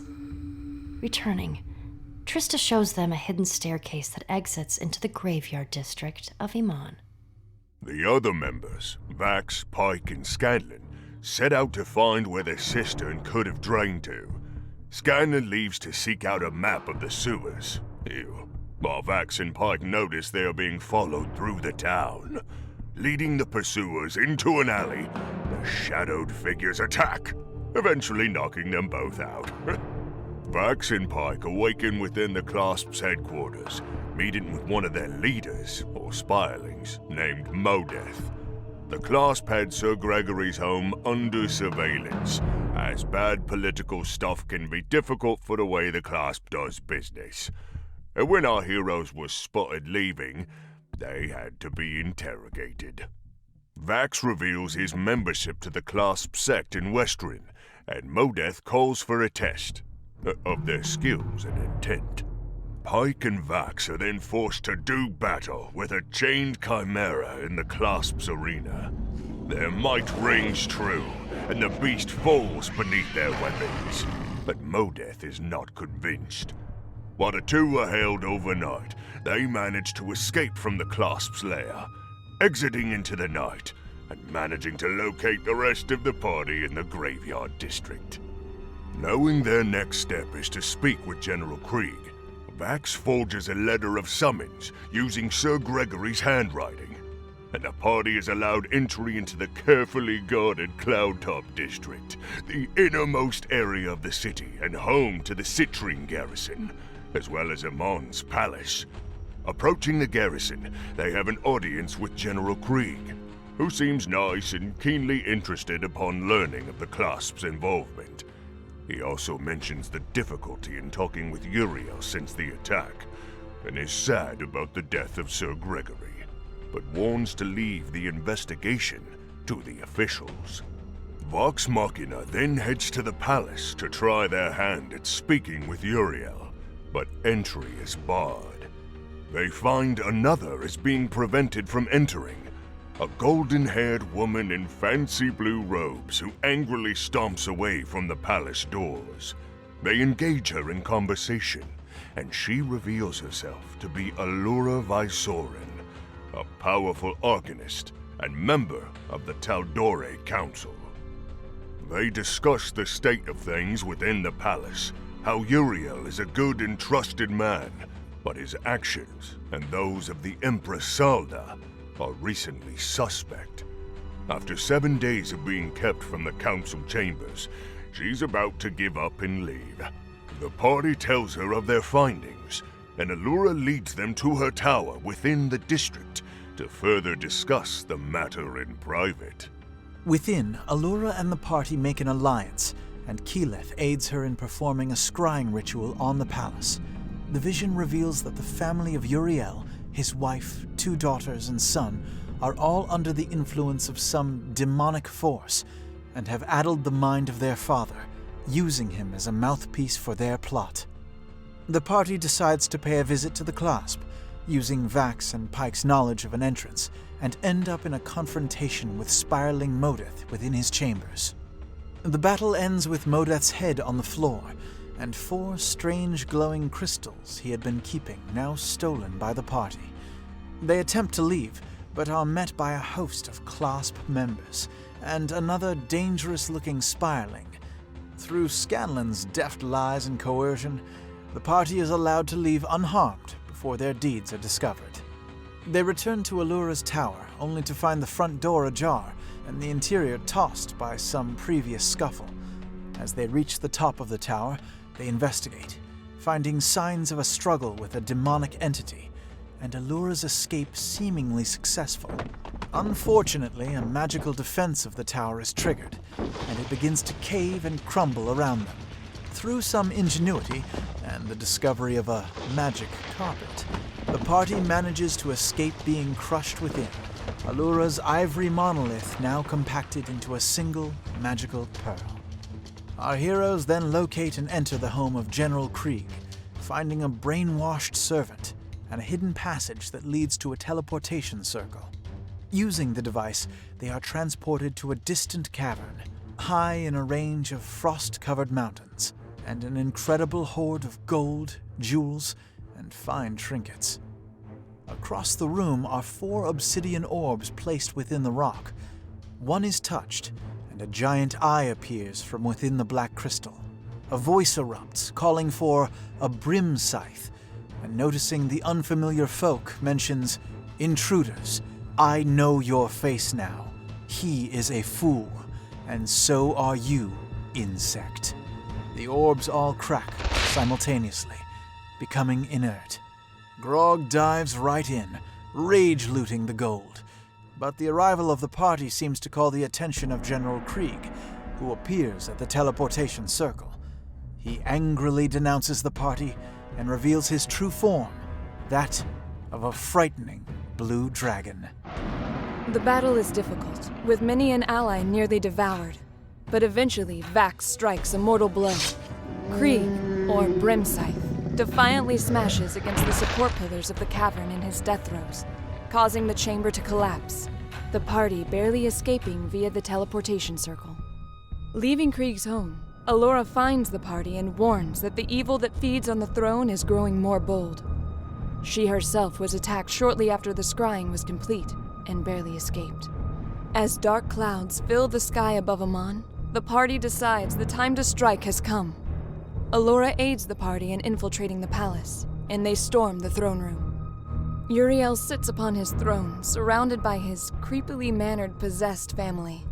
Vox Machina attacks, managing to banish the shadows from within their bodies, but the throne itself cracks in half as the dais below glows a deep red, summoning the entity behind the entire scheme. A devil prince called Jurazel, who tells the party of a great war between devils and demons spilling over into this plane, threatening all creation. He justifies his actions and notes all the demonic forces throughout the city, and tells them of the horrible devastation that will ensue if the party stops him. They read him as honest, and Jurazel asks for their aid in destroying the demonic threat, offering a single wish should they make a pact. The party deliberates and agrees to the contract. Thinking over what they had just agreed to, the party returns to the throne room, asking for their wish to be provided to aid them in their demon hunting. Upon its casting, the party wishes to cancel their contract with the creature and attack. The Devil Prince angrily reveals his true form, a hideous treachery demon, a Glabrezu. A long, deadly, and epic confrontation ensues, one that suddenly claims the life of the gnomish cleric, Pike. Her death fresh in their minds, Vox Machina deals the killing blow, sending the demon to its unmaking. They gather up the cold body of their fallen friend and rush her to a nearby temple of Sarenrae, where her resurrection ritual is attempted and succeeds. The clouds disperse, the immediate danger over, but the royal family lies on the throne room floor, catatonic. Upon inspection, their souls are missing, and their bodies failing. The party recalls the 4 glowing orbs they recovered from the Clasp headquarters behind Modeth. now identified as soul jars. And through a rigorous and tense evening, all souls are successfully restored to the family. A few days pass, and Sovereign Uriel Taldore calls the party for audience. He thanks them all for their bravery, heroism, and for saving him, his family, and quite possibly all of Iman. As thanks, he offers them a place on the Taldore Council and informs them of his intent to throw another Winter's Crest Festival to make up for the ones ruined in Westron and here via assassination attempt, where they will be celebrated as heroes. He has also commissioned the construction of a keep for them on the outskirts of Iman as a sign of his very deep gratitude. A week later, the festival begins. The populace is out in full force to meet and celebrate Vox Machina. But during the festivities, the party notices Uriel's son Gren speaking to another child, one with black hair and golden eyes. They immediately spring to apprehend the child, but he escapes with Uriel's son. They give chase, following him into an alley and through a portal of some kind. The party finds themselves atop a large island, drifting through the astral plane, surrounded by a perilous bramble forest. They fight their way through, eventually coming upon a Gothic mansion towards the center of the landmass. Within, the party makes their way to the inner library, where numerous kidnapped children are working all about the place, cleaning nervously. The Dread Emperor, as he calls himself, stands from his chair, the child illusion fading into a golden armored man with long black hair, 4 children chained at the neck to his breastplate. He attacks the party with fierce magic, mind-controlling all of his child servants to attack as well. With the first blow dealt, they realize that damaging him also hurts the chained children, one boy accidentally falling in battle to Keyleth's magic. Eventually, they succeeded in destroying the Dread Emperor and returned to Iman with a host of lost children, happily now found. 6 months of peace follow as their new keep is constructed and the party scatters to their separate business until its completion. Upon their return, they assess their new abode with delight, naming it Grey Skull Keep. They then send out job inquiries, seeking guards for hire and servants. After an impromptu tryout, they settle upon their new hires. That evening, the party receives a visitor in their friend Arcanist Allura Vysoren. She happily sits with the party for dinner and trades tales of their past months, before asking if she could hire their services for a matter of great personal importance. Allura's longtime friend and ally, Lady Kima of Vord, has gone missing, following a vision quest from her deity, the Platinum Dragon Bahamut. Her last letter spoke of an evil taking root beneath the dwarven city of Craghammer, and Allura worries for her safety. While Allura is unable to go herself, she can provide the proper paperwork for entry, and would pay handsomely if they could find, aid, and return with Kima. Vox Machina agrees to the new contract, and sets out for the city of Craghammer the very next day. As for the rest of their journey, the legend of Vox Machina is still being written.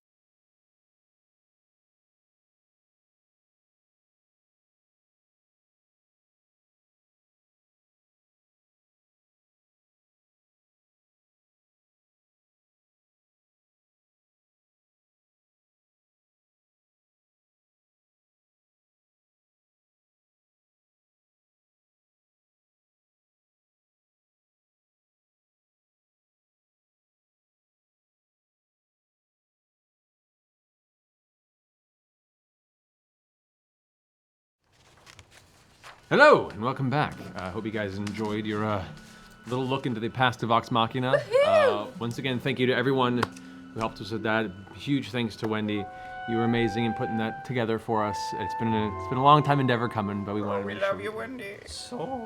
And all the wonderful critters that are incredibly talented and put music together, and we're very thankful that you helped us kind of fill out the soundtrack there. If you didn't catch them, all their names are at the bottom of the credits, and hopefully we'll have that video up separately on the website soon, so people who couldn't make it tonight will have a chance to see for their own. So that being the case, as the rest of them decide they want to join us, those who are going towards the pie-eating contest, you start pushing through the crowd, making your way towards the 2 long tables that are set up.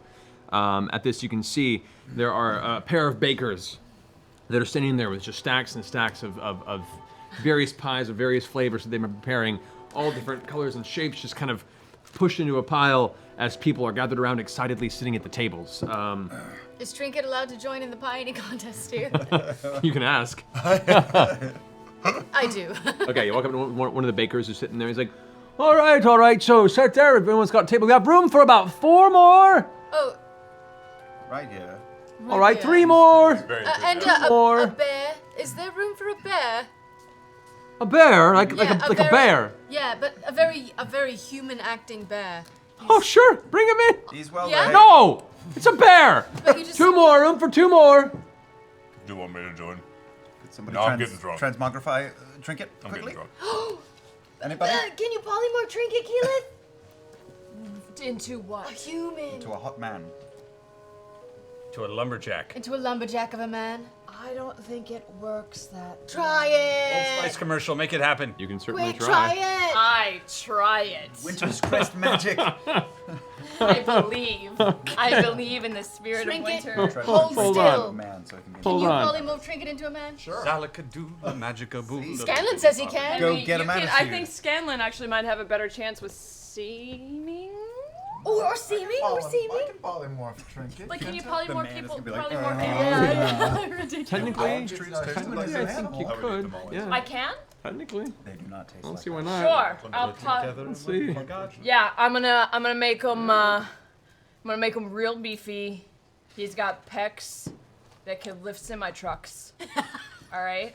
Okay. Chris Hemsworth. And So, rushing off to the side. fur, just like kind of like a fur. Oh God. Furry belly? What is that? Like just why are you- like, why is- what like do a you? fur Why belt? are you So- saying Like So- that guy in the beginning of Barbarella. So you turned your bear Brian into a Blessed. bear. Oh, Yes. Brian Blessed. Yes. Okay. No, here's my bear right here. Yes. He's got left Okay, handles. so you rush off and you come back Important. with Trinket, as you can see, is walking a little strange and Like Brian Blessed. Trinket? rolls up and kind of brushes Oh, his scruffy man darling. beard against the side of your face. You gather polymorph does not affect the intellect of whatever you Okay. I transform. grab a mug of ale and be like, another one, right? Yeah. Oh, he's had so many. So drunk this guy. Wait. Bro, do we still have that helmet, that pot that you wore on your head in the bag of holding? Yeah. Can we have that real quick? Yeah, okay, so I'll reach in and take out the big bronze pot. 5 minutes Put the later. pot on his head. Why? Special. Whoa. He's got the. He has a like, the helmet pie's head? got a helmet now. So the pot, which covers Trinket's head now, Trinket's He does not need the pot on his head. Trinket, have a seat in this chair like a normal You human. can give that back to me. Go. I keep giving him ale. Okay. What is going on? Okay. Guys. So at this time, you guys have people are gathered around now. You guys all take your places at the table. You have to kind of, put your feet planted. Everyone kind of pushing elbow to elbow. You guys sit down amongst yourselves in a cluster, and you eventually guide over as your fourth at the end of your group. Your polymorphed bear friend, who's still like kind of messing with his manly ham hands. His fingers now.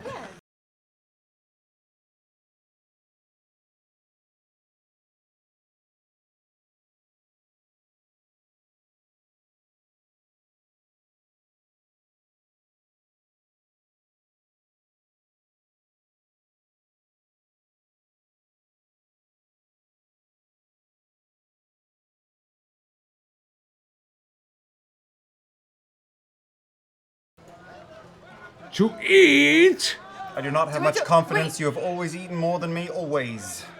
No! Dive in, just face first, arms behind you, just tearing through these pies. Just blackberry, strawberry, all forms of berries are just being tossed everywhere. You're getting, there's even a couple chicken pies thrown in there to a few people's unfortunate. No hands? You're not allowed to have it? Not for this, no hands, no. Trinket, no hands. Trinket goes like, No hands. No paws. No paws. No paws. Yeah. I'm gonna use message to communicate to Grog. If there was ever time for a prank, now is it, Grog.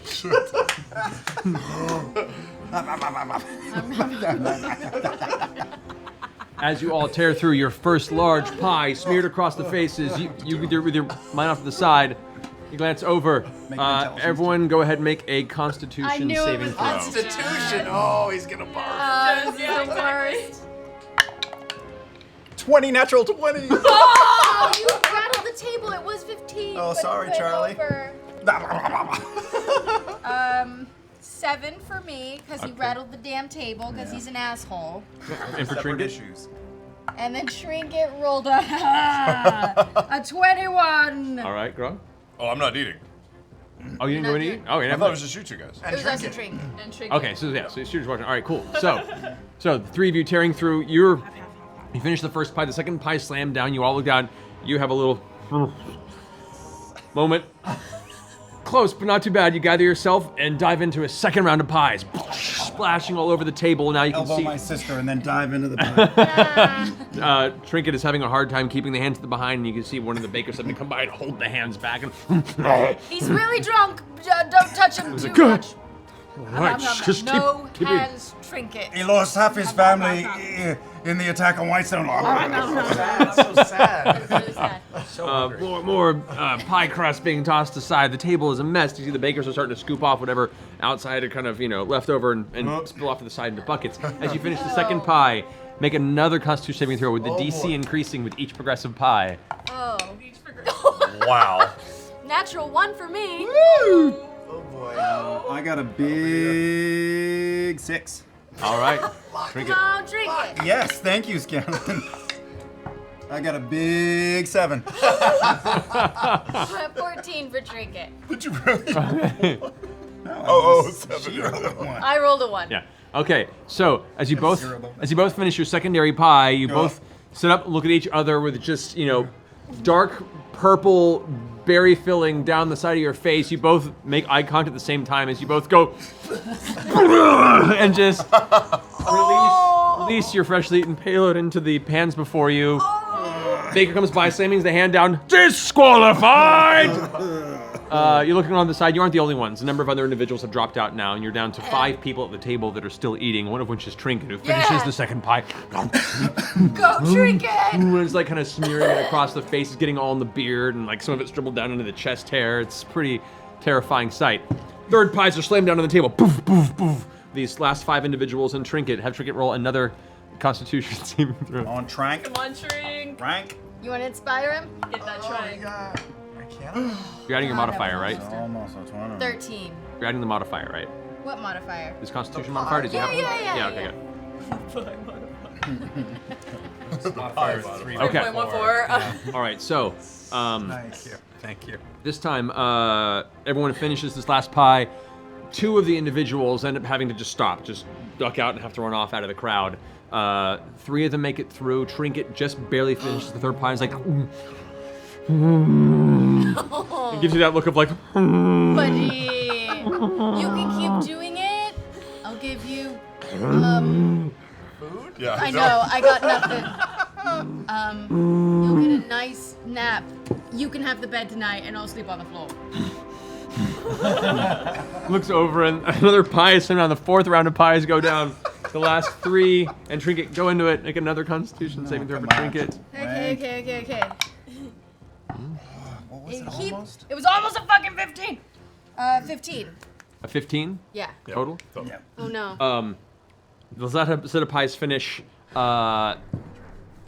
of the remaining 3 end up getting up partway through the pie, and one of them just vomits off to the side. The other one just stops and steps up and walks away, going and spits out whatever stuff's in his mouth and his hands, and kind of like is re-examining his life.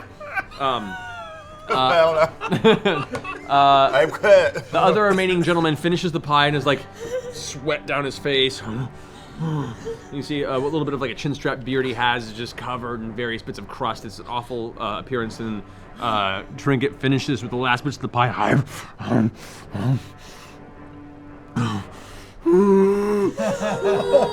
feel so guilty right now. Why is he so good at being sad? I know. Don't be sad, man. 300 gold. 300 It's just 100 gold. 500. Make a persuasion check. Oh, a persuasion check to Yeah. shrink it. Yeah. So he'll keep eating. Oh, buddy. 15. 15. Trinket looks at you and is like, I love you. You're like a toddler sent Tiara's mom right now. I know.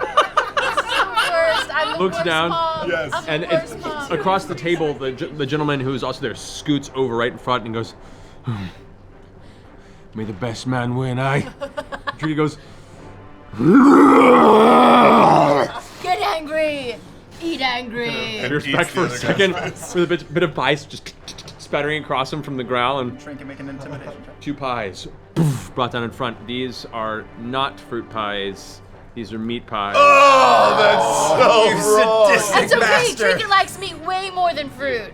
The man goes, Does he? I don't think he does. and Trinket goes, Is it a salmon pie? He likes fish. Constitution saving throw. With advantage because it's meat? Because it's salmon. It's a salmon pie, and he loves salmon. Hold on. There do appear to be hints of fish inside. I will grant you advantage on this saving throw.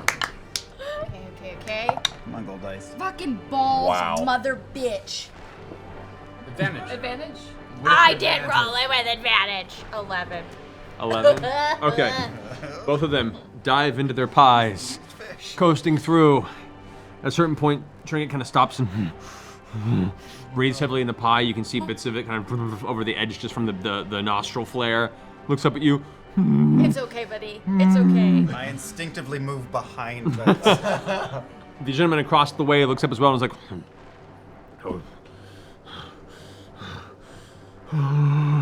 they both dive into the pies together again, slowly trying to make their way through, and then at a moment they both kind of look up at each other in the eyes and they make a connection between the two of them. There's a look of sudden fear and realization hits both of them.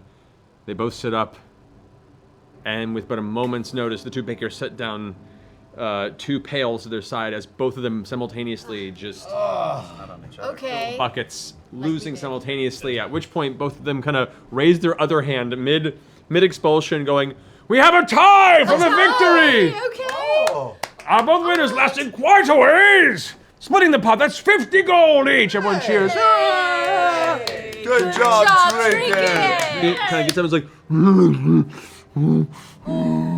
You don't have to eat anything else if you don't want to. Okay. No, you get to sleep on the bed. You get to sleep on the bed, and I will sleep on the damn floor. Trinket kind of steps up and pushes away from the guy and goes running towards you on his hands. Everyone kind of goes like, whoa, lets him run by and starts nuzzling you. What was in This those guy. pies? This guy is so drunk. Like there was some mold in those pies. Psilocybin. Baker runs up and hands you a sack of gold and says, "For your friend." Thank you. Thank you. And he's feeling better. My favorite kind of pie. I come over to my sister with 2 big mugs of ale and hand one to her and say, "Here, don't swallow the first one, just swoosh it around and spit it out. Okay. Then the rest."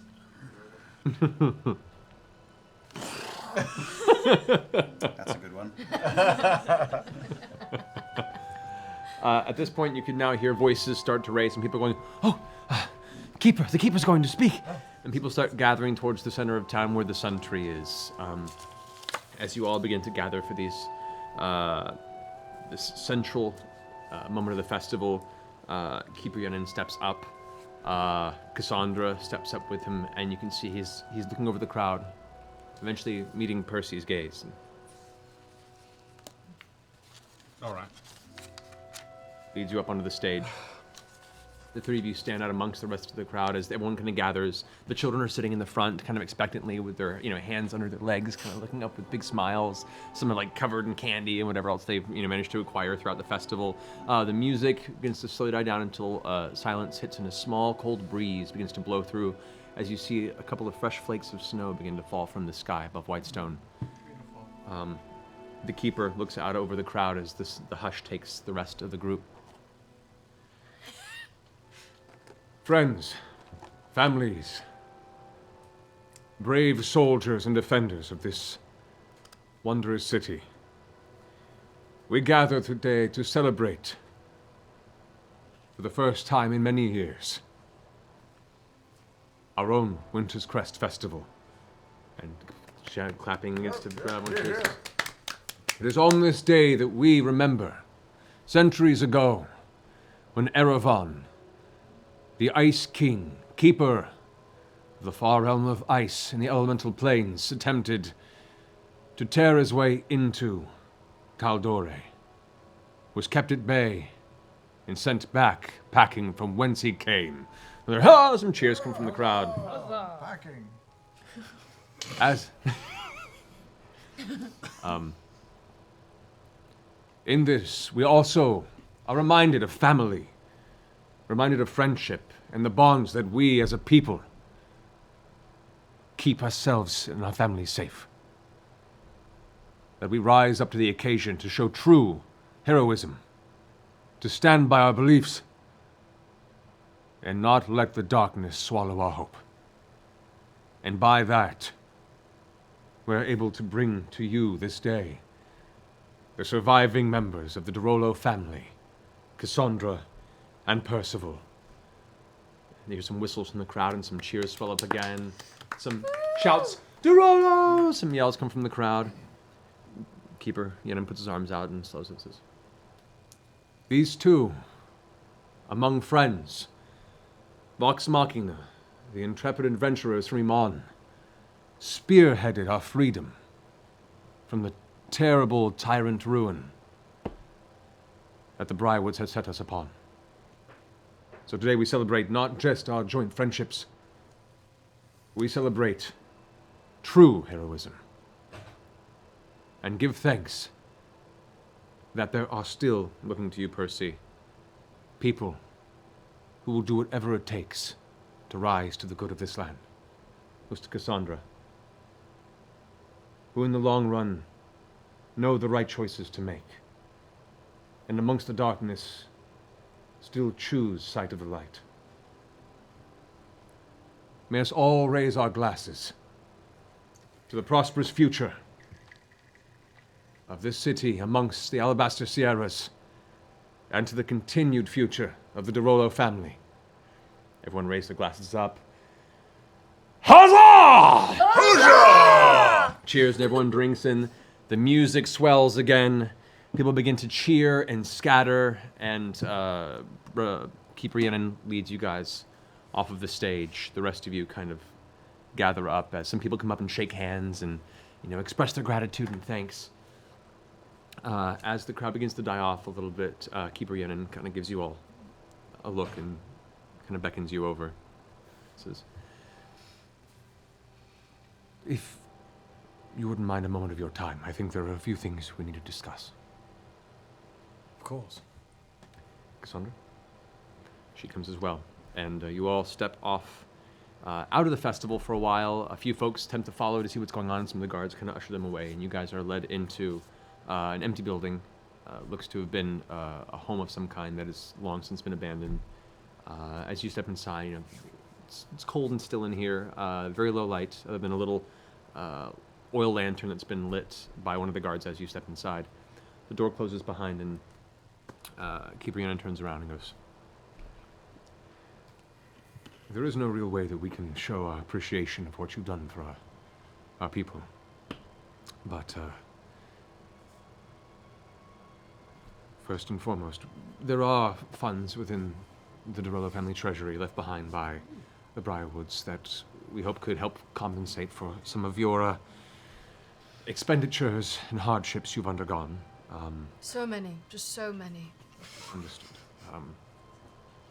This is, of course, at the behest of the Drolo family, who are the inheritors of this fortune. Oh.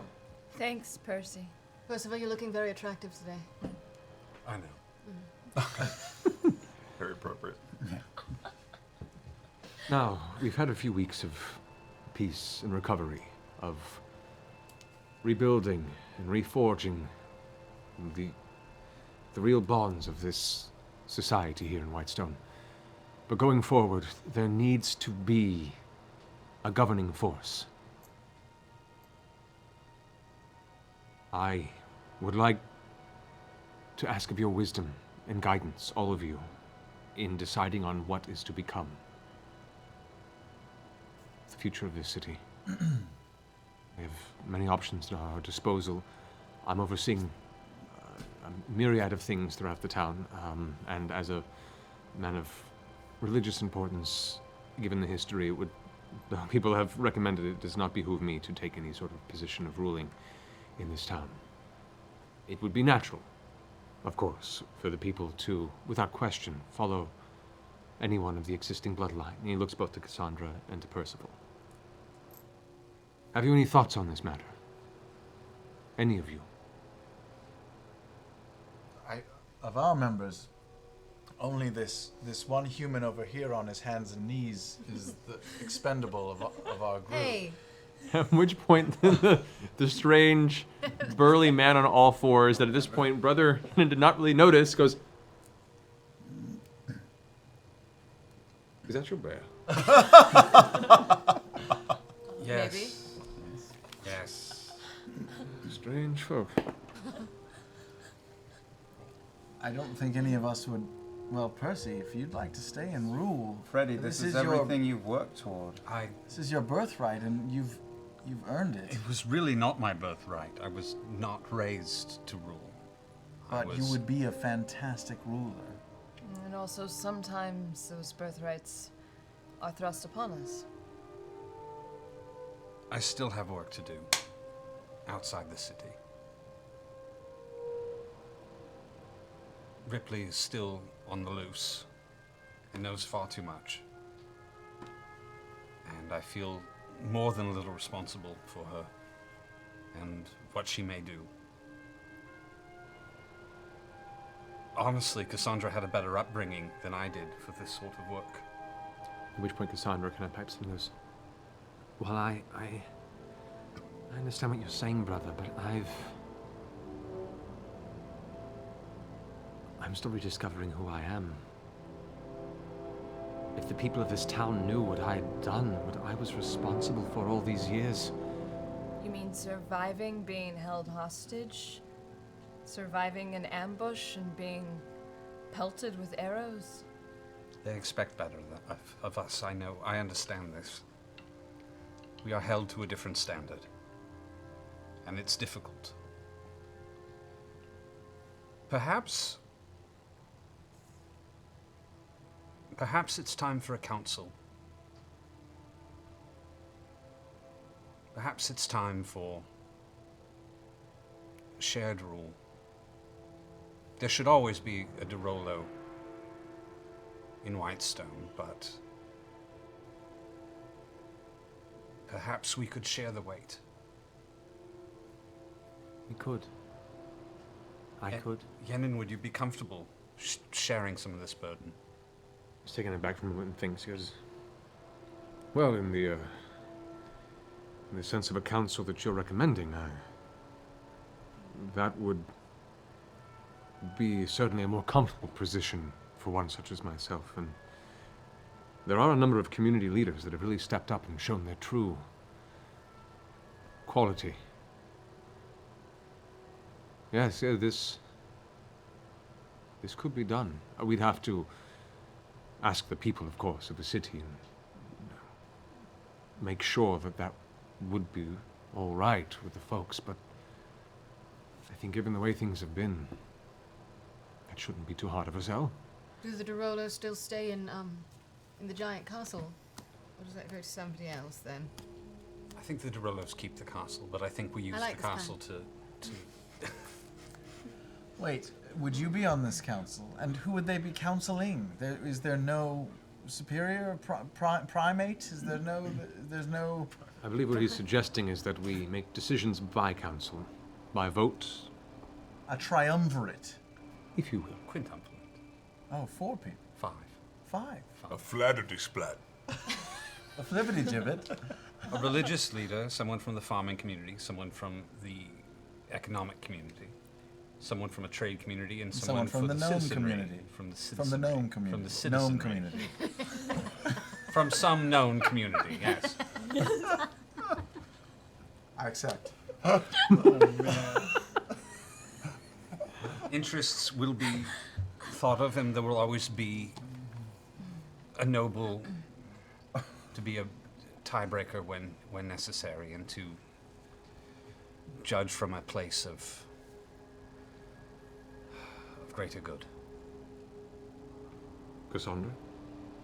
She is step back at this point, and she looks, her hands kind of shaking visibly, and she looks up to you and steps forward and kind of reaches up and puts her hands on the side of your face and looks to you with a piercing honesty and fear, and she lower lip quivering, whispers to you, Percy, can I be trusted? Do you trust me? All things considered, I think that you're more trustworthy than I am at this point. Let's not forget that I was the one who let you down first. I'm going to give her one of the stones. Wait, no, that was to the whole group. That was to the whole group, Percival. What is this? It's done. Leave it alone. I was gonna save your fucking life later. You're going to be so happy when we have instant access to the treasury. All right.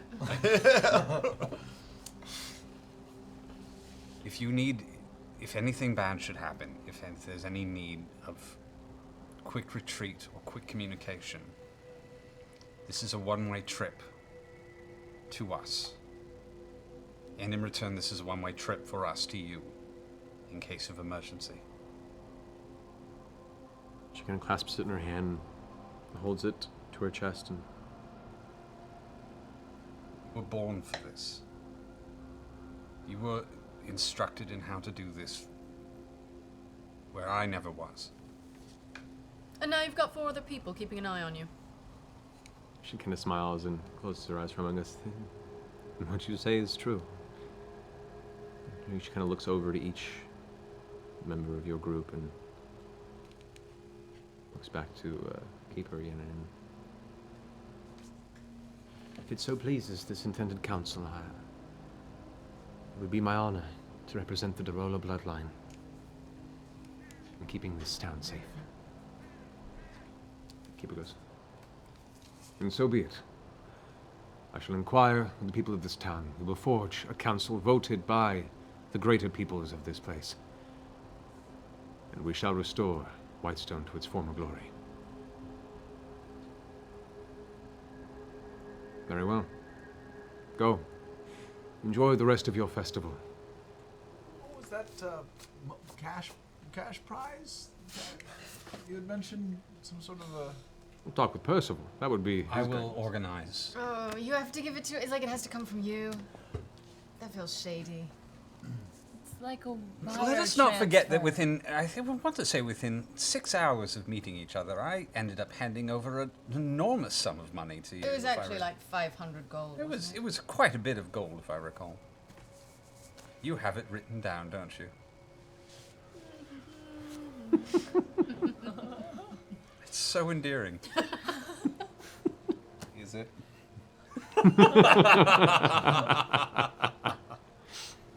Very well. Enjoy your festival. You've earned it. Go out. Be merry. Let us all remember this time of year. The bonds that we carry. The loyalties that we hold to. And the heroism you stand for. Now go. At which point the guards open the door and he steps out. The cold air kind of rushes in, and you can see now quite a bit of soft snowfall is now coming upon the center of the town. I'm sorry, is there a washroom here? My sister's a little drunk and managed to yak on me a bit, and I would really love to wash up a bit. Anywhere nearby? Points off to the side, and there's a small bucket of cold water that's set by the side. Okay, I use it. Okay, clean it off. Yeah, you managed to, dampen your outfit to the point to get it off, although it is a bit cold when you step outside now because you have the wet leather against your torso. Can I follow him for a moment? Sure. So I haven't talked to you very much lately. I haven't. You seem a bit off. Yeah. What's going on? Nothing. I'm tired. We can relax for the first time in weeks. I noticed your girlfriend isn't talking to you. Did you do something? I will tell you just about everything, but I don't think I want to talk about that.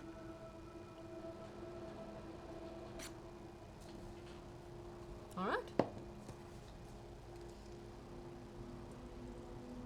I leave as well. All right. As the rest of the party joins, you all step out into the cold afternoon air as you are immediately greeted by the sound of music, laughter, and cheer. The rest of the festival continues on into dusk, and you can't help but find the joy in the air infectious. Percy, Yes. I actually have a present for you. Really?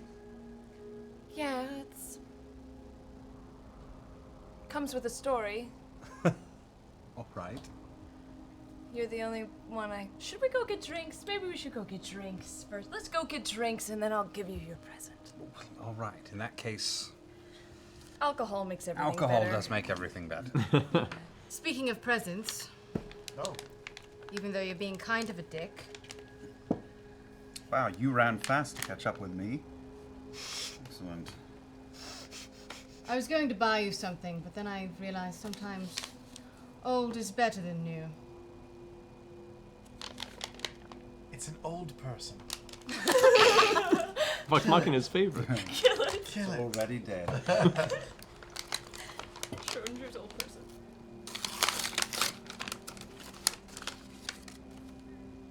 Do you know what that is? Oh. As you open the package, you see before you a familiar belt of leather with a coiled snake on the buckle. How did you get that? I've got ways. It was in Uriel's palace, wasn't it? I'm a really good winker, if you haven't noticed. Cheers. Did you wink somebody for that? Busting out the wing. You slutty little thing. Hello, Simon. That's weird. Oh no, it's just a real snake. It's biting you. Revenge achieved.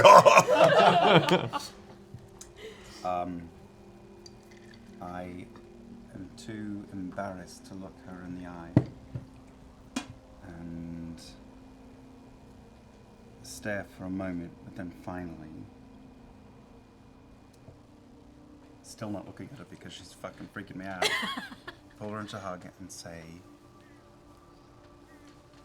I love you, Stubby. I'm never gonna leave your side. I'm always gonna be there. You can always be a pain in the ass like you are. I love you. Always have, always will. Thank you. Thank you. And then I slap him across the face. The fuck was that for? I love you too. Okay, so when I was helping the farmers clean up, I had this strange moment where I was walking through the field and saw a dead raven. Here it is. More or less. And caught my attention, and it just kind of made me think about, you know, the past several weeks that we've been through and everything, and don't know. Who knows? It probably died actually in the rebellion. Maybe my ice storm like killed it or something. You're doing very well. Thanks. So I was looking at it and it reminded me of everything. And I feel like I was instantly trying to forget about everything. Because I don't want to remember. But we should. And I don't want to remember you the way you were. Because it was scary and I didn't like it. And I like you now. So I took the dead bird and cleaned it and kept its skull and put it in this box for you as sort of a reminder of what you could have become. I guess what any of us could have become, really, at any time. Because we shouldn't forget.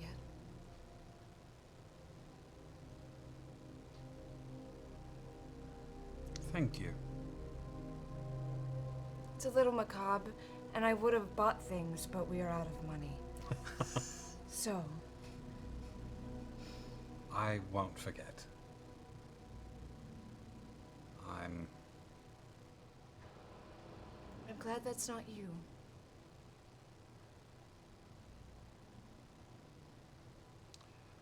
I can't even think of what the revenge felt like anymore. It's not. It doesn't weigh on me. Just regret. Regret? Of how much better I could have been. Thank you. I will try to be better. You know, better than you could have been. There's still a lot to come, you know? That's my plan. I think we all wish we were better than we could have been. Seeing that bird. I'm sure the bird felt the same way. But fuck it, he's dead now. That's strange, you know that? I know, Yes. I'm sorry. No, we like it. Don't change. Grog, I'm glad you didn't change. got you an Amazon gift card. It's a forest called the Amazon. And you can go there and get a gift. Is it far? Oh, really far. You'll never use it. It takes about 3 days. Free gift. Well, guys, Vox Machina is now free and clear of all evil influence. No shadowy demons. Feels good. Feels good. with that, Vox Machina continues to enjoy the joyous affair that is the Winter's Crest Festival. Snowfall slowly covering the night sky as the sun comes to dusk. You withdraw to tell stories, sing songs, and drink merrily as the friends you are, looking forward to the next chapter in your adventure. And with that, we're going to go ahead and close the Winter's Crest episode of our adventure to leave you guys to the holiday break. We have a couple cool announcements to make. One, we had our winner earlier from our subscriber count when we hit 100. Our winner, if they haven't our announcement, is Saxecutioner. Saxecutioner! Congratulations. Talk with the guys back there. You get yourself a cool care package we're going to ship out to you. I think the Boonsy Art Scandal is going. Yes, there. indeed. Oh, nice. Boonsy Art Scandal. A bunch of other fun Sexy things. Saxecutioner. Indeed, indeed. Yes. Let's see. We'll be gone for a few weeks until we come back for our next episode as we're all on holiday break and getting our stuff taken care of. But we'll be back as soon as we can. Do we know what date that is going to be yet? I mean, we come back next Thursday and play again, right? We play again every week, every Thursday. It'll be the 7th. 7th. Right, 7th. So. And I think Zach had something he wanted to mention. Did you have this thing, Zach? Come on in, buddy. Come on in. Bring that mustache in here. So I have a fairly serious announcement, I guess. Hopefully on camera. Ryan already left for Star Wars. And sorry to like pull the rug out from under you guys, but this is officially my last Critical Role in person.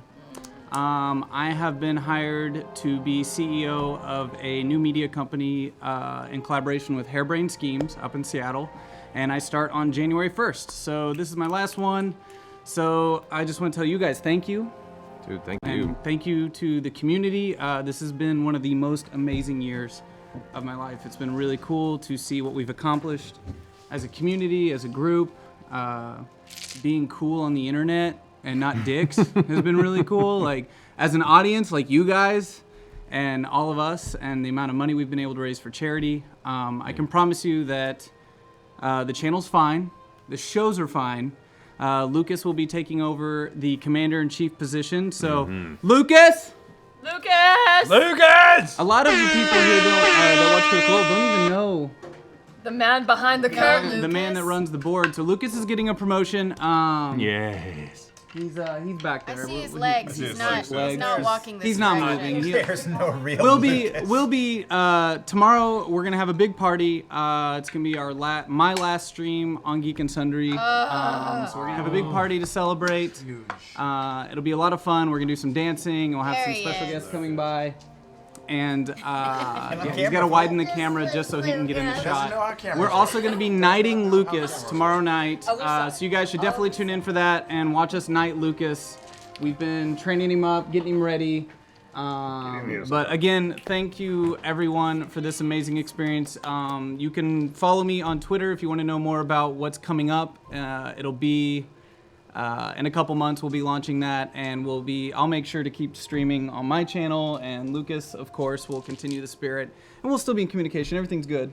So, you know, there's no hard feelings at all. I'm not dumping a load of shit on him and walking away. We'll figure it out. We'll figure it out. Everybody, so thank you guys so much. I don't really have anything more to say other than thank you. We're gonna miss you, man. And for those, I'm gonna miss everybody. I don't think you guys really understand. Overlord. I don't think you guys truly, as an audience, understand exactly how much he's done to build this channel. The blood, sweat, and tears. I mean, both of them. Literally. But yeah, Zach, literally, not figuratively. Zach has made us all feel so comfortable and so excited to create most this of whole us. thing. And has given so much of himself and put so much of himself into this. And really, if you have the opportunity on Twitter or wherever else, if you have the opportunity to follow him to his new job, like let him know and feel the appreciation because he's earned it. He's awesome, an amazing human being. We're gonna miss him terribly, but we're so happy and excited for your new ventures. Yes, me too. There it is. I'm gonna exit on that. There you go. Woo! Huzzah to Zach.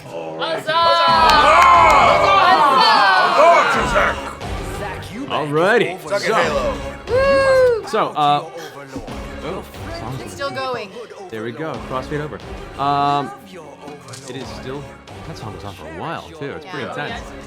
There you go. All right. So, one more quick little exit here for you guys before sending you on the holiday break. We've had a special guest came in today to check out the stream. Big fan of his work for a very long time, and extremely proud that he came to watch the episode. And I think he's been live tweeting it throughout the evening, but I think he wants to come in and give a little holiday hello as well. So if we could have to the camera sitting next to me in this chair, the illustrious Chris Perkins. That's everything I hoped it would be. He's made of dice. So what's on tap for next year? Oh, you'll find out. We'll It's all positive. Oh, really? No. Okay. I have some suggestions. Okay, we'll talk. Let us live. He's gonna kill us all. I will say, I feel like the DM power, like it's like the balance. It's over 9,000. Oh my It's God. over 9,000. It's like suns meeting. Terrible things can happen Yes. behind this This is a screen right real now. treat for me. Thank you. Thank you, everybody. Thank you for Thanks joining for coming, sincerely. Nope, this is magic. Go ahead and roll this for a second. I'm just curious. Okay. Whoa. Yeah, it's a fan-made die.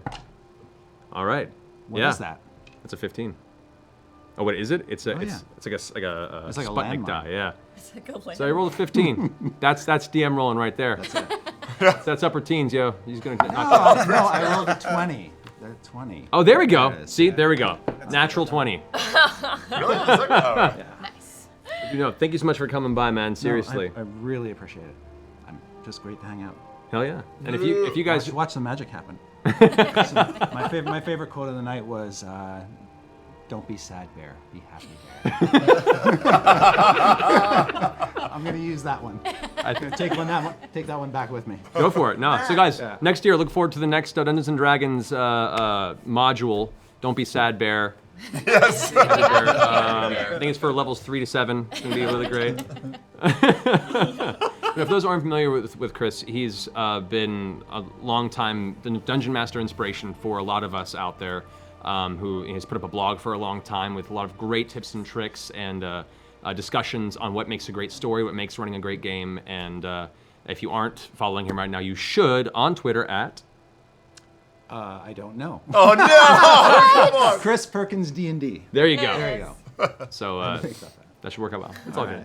Well, dude, thank you so much for coming. Thank really you. Appreciate that. Yeah. And guys, happy holidays and happy New Year. We'll see you. I forgot. I have one more quick Okay, announcement. here we go. And I can't believe Mustache I is forgot this. in frame. I can't believe I forgot this. All right, what you got? So I was talking to the mods about it and some other people. Maybe I told them. So I'm gonna challenge you guys in the chat. My one last final challenge to you all. I am going to get a tattoo to commemorate my year at Geek and Sundry here. Really?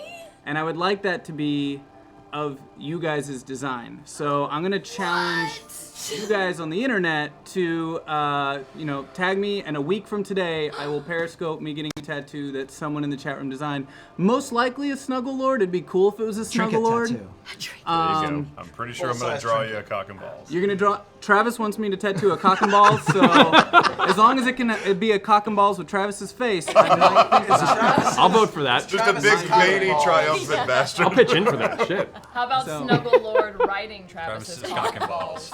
On your cock and balls. You guys have been challenged. You've been challenged. But no. I definitely want to do that to just always have with me man. a little memory from this last year. Because That's I awesome. really, honestly can't tell you guys how much this year has meant to me. And I want to make sure that I will never forget, even if my brain starts to fall away. I'd be like, oh, look, Travis's Cock and face, balls. cock and balls right there. He was so good at Halo. Yeah, well, I don't. Nothing could possibly go wrong with that. So go ahead and get your designs together. Submit those and see if you can be responsible for designing a permanent piece of illustrious Overlord's body. Wow. That's scary. I'm excited for that now, man. That's gonna be Let's great. let the gates open. Exactly.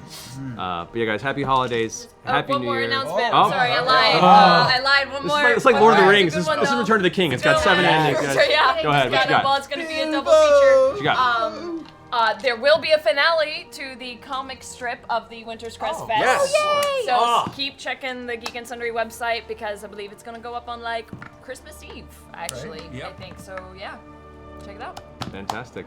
Still more stuff. All right. Anyone else? Is there gonna be like a Critical Role marathon or something coming up soon? I think there are. You guys are playing Critical Role over the holidays? At some point, there'll be a Alright. marathon. What a perfect time to get your friends hooked. There you go. It'll be on the Twitter. Lucas is gonna let him know what's up. Lucas will let you know. There is Look, a what you got? bajillion Okay, hours. so the plan is the mods will be creating a Twitch playlist, so it won't show up as us being online. It will say we're offline, but you can come to our like actual Twitch page, and there will be like marathons of each show individually. be So Critical awesome. Role will be later on. It's not going to be the first one that we marathon, and that will be for probably a week and a half until I get into the studio and make actual playlists, and then you'll get that email that says probably not Critical Role, but just like an entire like streaming marathon for I don't even know. I'll Yeah. figure it out. I've got a week and a half to figure it out, but there Yeah. will be a playlist coming right up Nice. All right. on Let's dump next some- Monday. Good announcement. Good thank you, announcement. Lucas. Good job. Hail the new king. That was beautiful. They grow up so fast.